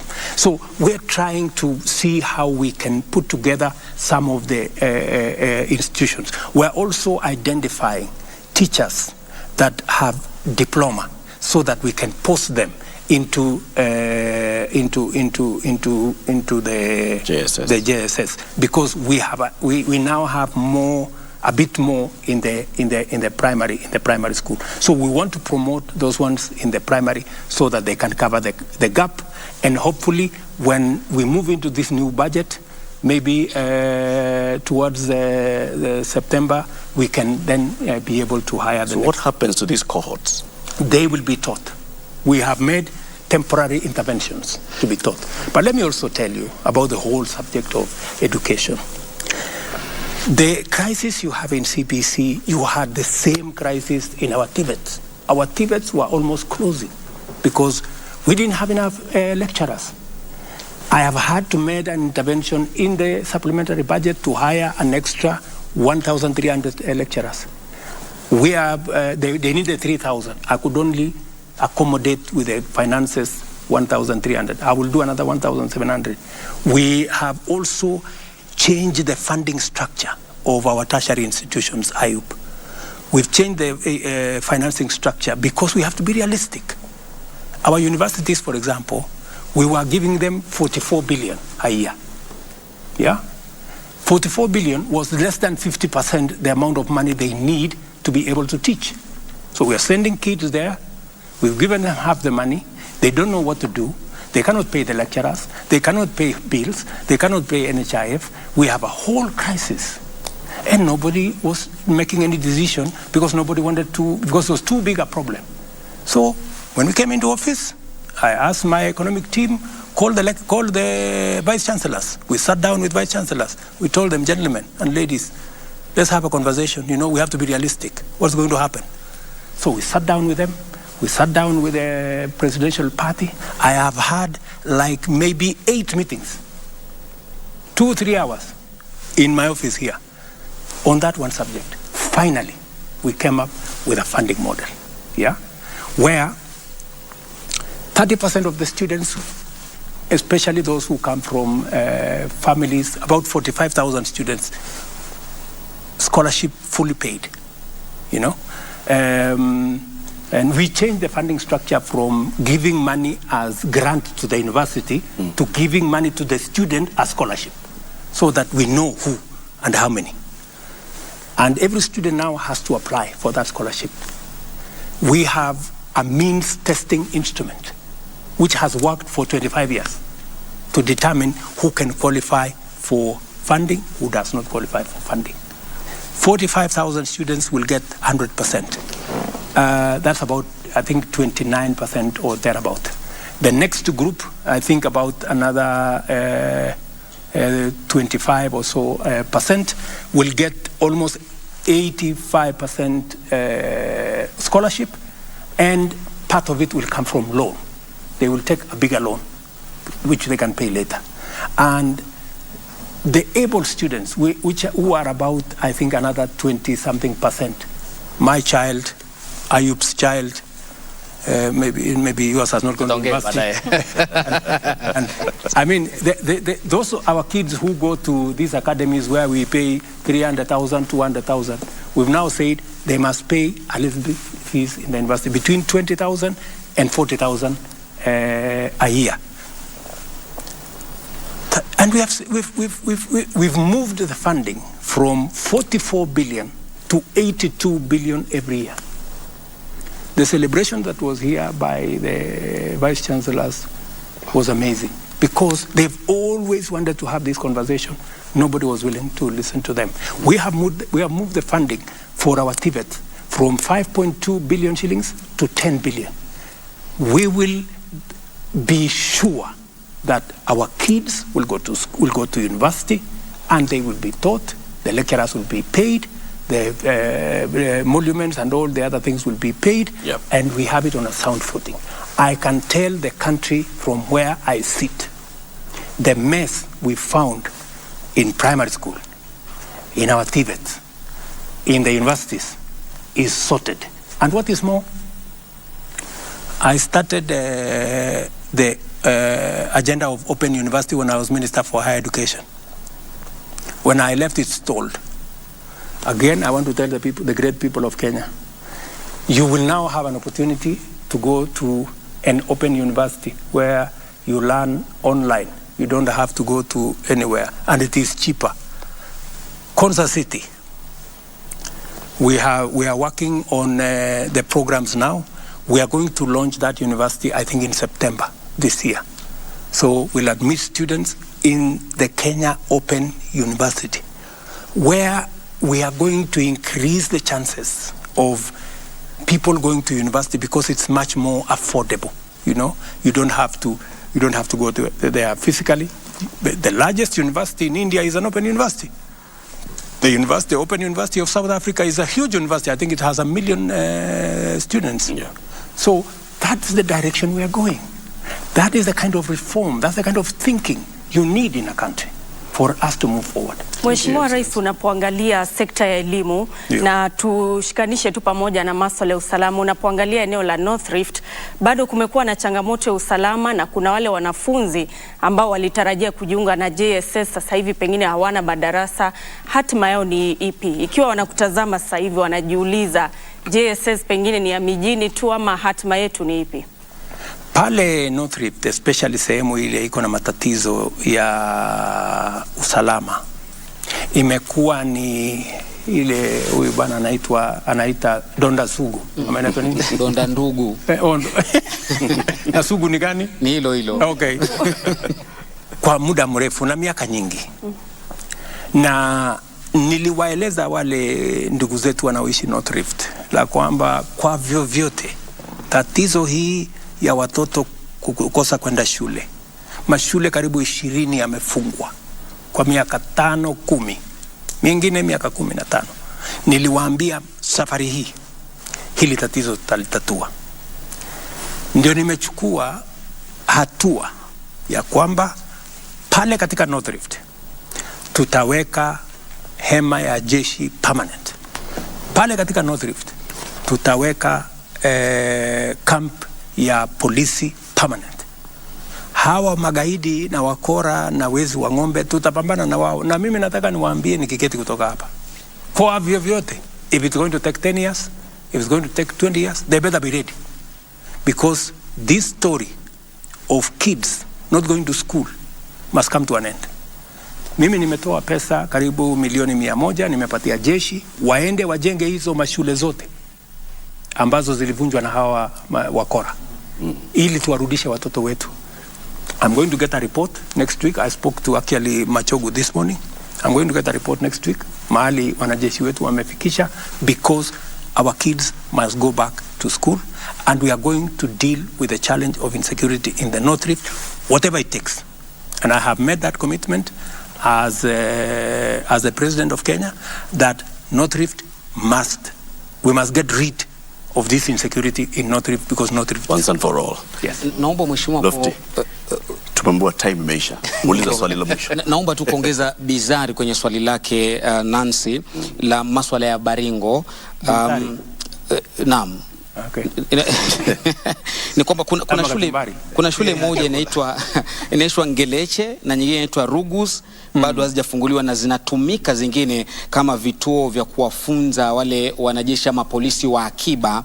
Ni miezi mitatu sasa ama minne katika operation hii ambayo inaendelea, na Wakenya wanasema hawajaona matunda yoyote, kwamba watu wameshikwa ambao ni magaidi na wale majahili katika eneo lile. Ukijibu hilo, ni juzi tu waziri wako wa usalama wa ndani Kindiki Kithure alikuwa katika eneo la mpakani mwa Somalia, Ethiopia na Kenya kukutana na mawaziri wengine, na kuna mpango kwamba eneo ambalo lilikuwa limefungwa kwa zaidi ya miaka 10 huenda likafunguliwa. Ni kwamba katika ukanda huo sasa kuna usalama, mmepambana na magaidi vilivyo kama serikali, ama namna gani?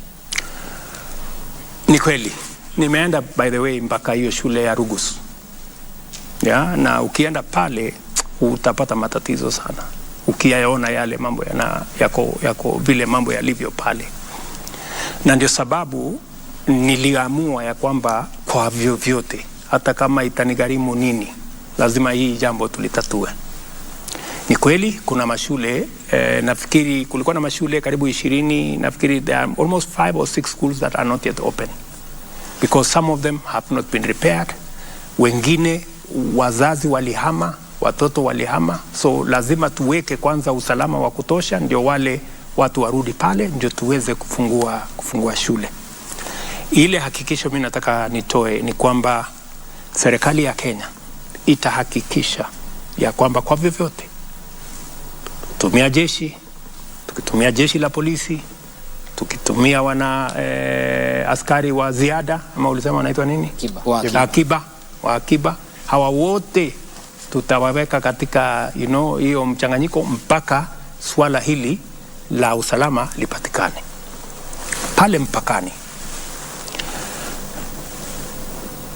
tumezungumza na serikali ya Somalia, tumezungumza na IOM, nilikuwa na wao hapa juzi, na tukasema kule kufunga kwa biashara mpakani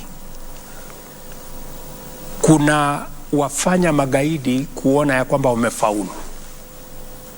Ni vipi tunaweza kuhakikisha, unaweza kuweka ya kwamba hali ya kawaida ya maisha inaendelea hata pale tukibambana na magaidi. Kwa sababu kule kufungwa kabisa kwa mpaka makes it look like the criminals have succeeded in blocking people between our two countries, trade between our two countries, and as a result smuggling and illegal things are going on.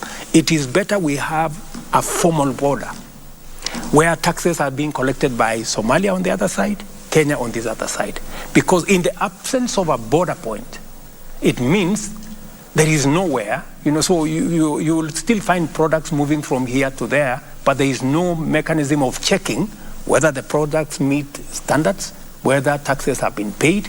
So it is good to formalize a place where people who are genuine can go there and be able to present themselves, present their goods, pay taxes, do business, so that we can deal with the criminals outside that formal engagement. Shukran kwa kukubali bizari yangu kwenye. Asante sana. Mheshimiwa Rais, naona tumetumia muda wa ziada, muda wa akiba zinadi muda wote. Thank you very much for speaking to us this evening, Mr. President. We have not exhausted the list of questions that we had from Kenyans, but we've even extended some time so we can get some more time. Can you allow me 1 minute? Yes, please. You have to get your closing remark. Okay, before I do my closing remark, Wacha niseme tumeondoa ushuru kwa aircrafts, helicopters, parts, engines. Nikasikia kaona watu wengi hapo wakisema unajua huyu president marafiki zake sijui tunasikia hata yeye yako na helicopter sijui katika ile project ya kawaida. Mimi nataka niwaeleze wa Kenya hivi. Tumeondoa ushuru kwa mambo ya aircraft kwa sababu Wilson Airport na Kenya is I think the second or third or fourth busiest airport in Africa. Hii Wilson Airport yetu hii. Na kazi kubwa ya Wilson Airport pale ni repairs, maintenance, and one more. We have a very big ecosystem of engineers and people who work in the aeronautical field who had shifted base kwa sababu wakati tuliweka hii ushuru yote wakahamia Tanzania, wakahamia Uganda. Tukapoteza biashara, tukapoteza ajira. Wilson Airport karibu inafungwa. So the same industry players kutoka Wilson Airport walikuja wakasema, jameni, mbona sasa mnatufanya tupeleke ndege zetu Tanzania ama Uganda? Na hapa ndio tuko na engineers, hapa ndio tuko na specialists ambao wanaweza kutufanyia hii kazi. It was purely because we are protecting our jobs and we are protecting our business. So that's the reason. And every other tax that I have put, it is reasoned out. And by the way, I sat in this room with every ministry, every PS, myself, with my team, to interrogate the budget. Because I have to own up and take responsibility for everything that this government does. Except, of course, the ones that I cannot, Lakini, to the extent possible, I must be able to answer to the people you say, Ayub. The people of Kenya. Yes, the countrymen and women. I must be able to answer to them when I am called upon to. What if the ladies and gentlemen in the National Assembly and the Senate do not pass the finance bill? Then what? We will cross that river when we get there. But I think I have made, and I will continue to make, a persuasive argument. I believe in engagement. I believe in working with people. That's why I'm taking time to explain myself. I don't think there is any other president who has explained himself the way I do, because I want to persuade the people of Kenya. I don't want to impose things on people. I want them to understand. I want them to criticize what we are proposing. But we must all be objective. Is it reasonable? Does it make sense? Because, we have a country, my friend. And I want to tell you, Latif and this great team, Eric, Lofty. And my dear sister here and my good brother, that this country does not belong to William Ruto. It doesn't belong to the president. It doesn't belong to anybody. It belongs to all of us. We are here. We will fly together or we will crash together.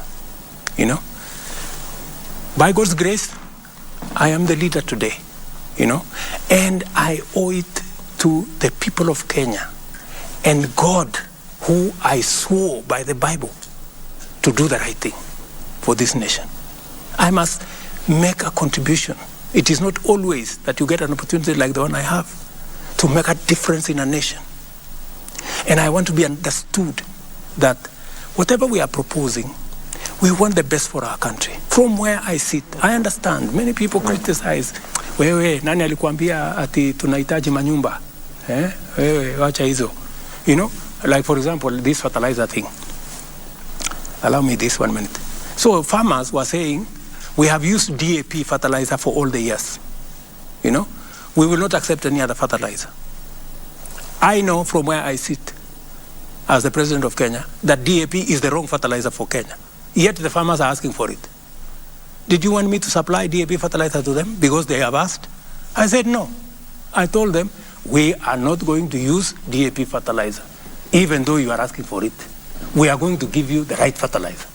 It is called NPK, and that's what we are going to supply. Many of them, today, the same farmers, You see them standing in the middle of their maize and saying, oh, this is very nice. You know, this fertilizer is very good. They're the same ones. Because I cannot do the wrong thing because people are asking for it. No, I have to do the right thing. You know, I better be criticized. I better be but I must do the right thing. And precisely why I am telling my countrymen and women, let us have a positive, honest conversation. We want to change our country. It's going to take all of us to change our country. Let us not say, because I am in a privileged position, it's not my business. It's not my responsibility. How is it my business? I mean, that's not how to belong to a nation. You know, a nation, a society is measured by the quality of goods that are available to everybody. It is not measured by what the rich have. No, it is measured by what everybody can access. Education. How are we going to make sure the plan we have to raise to 80 billion becomes, how do we deal with our health? How do we deal with our roads? How do we deal with our water? How do we deal with our electricity? How do we deal? That is what we must do collectively, and that is why we have a government.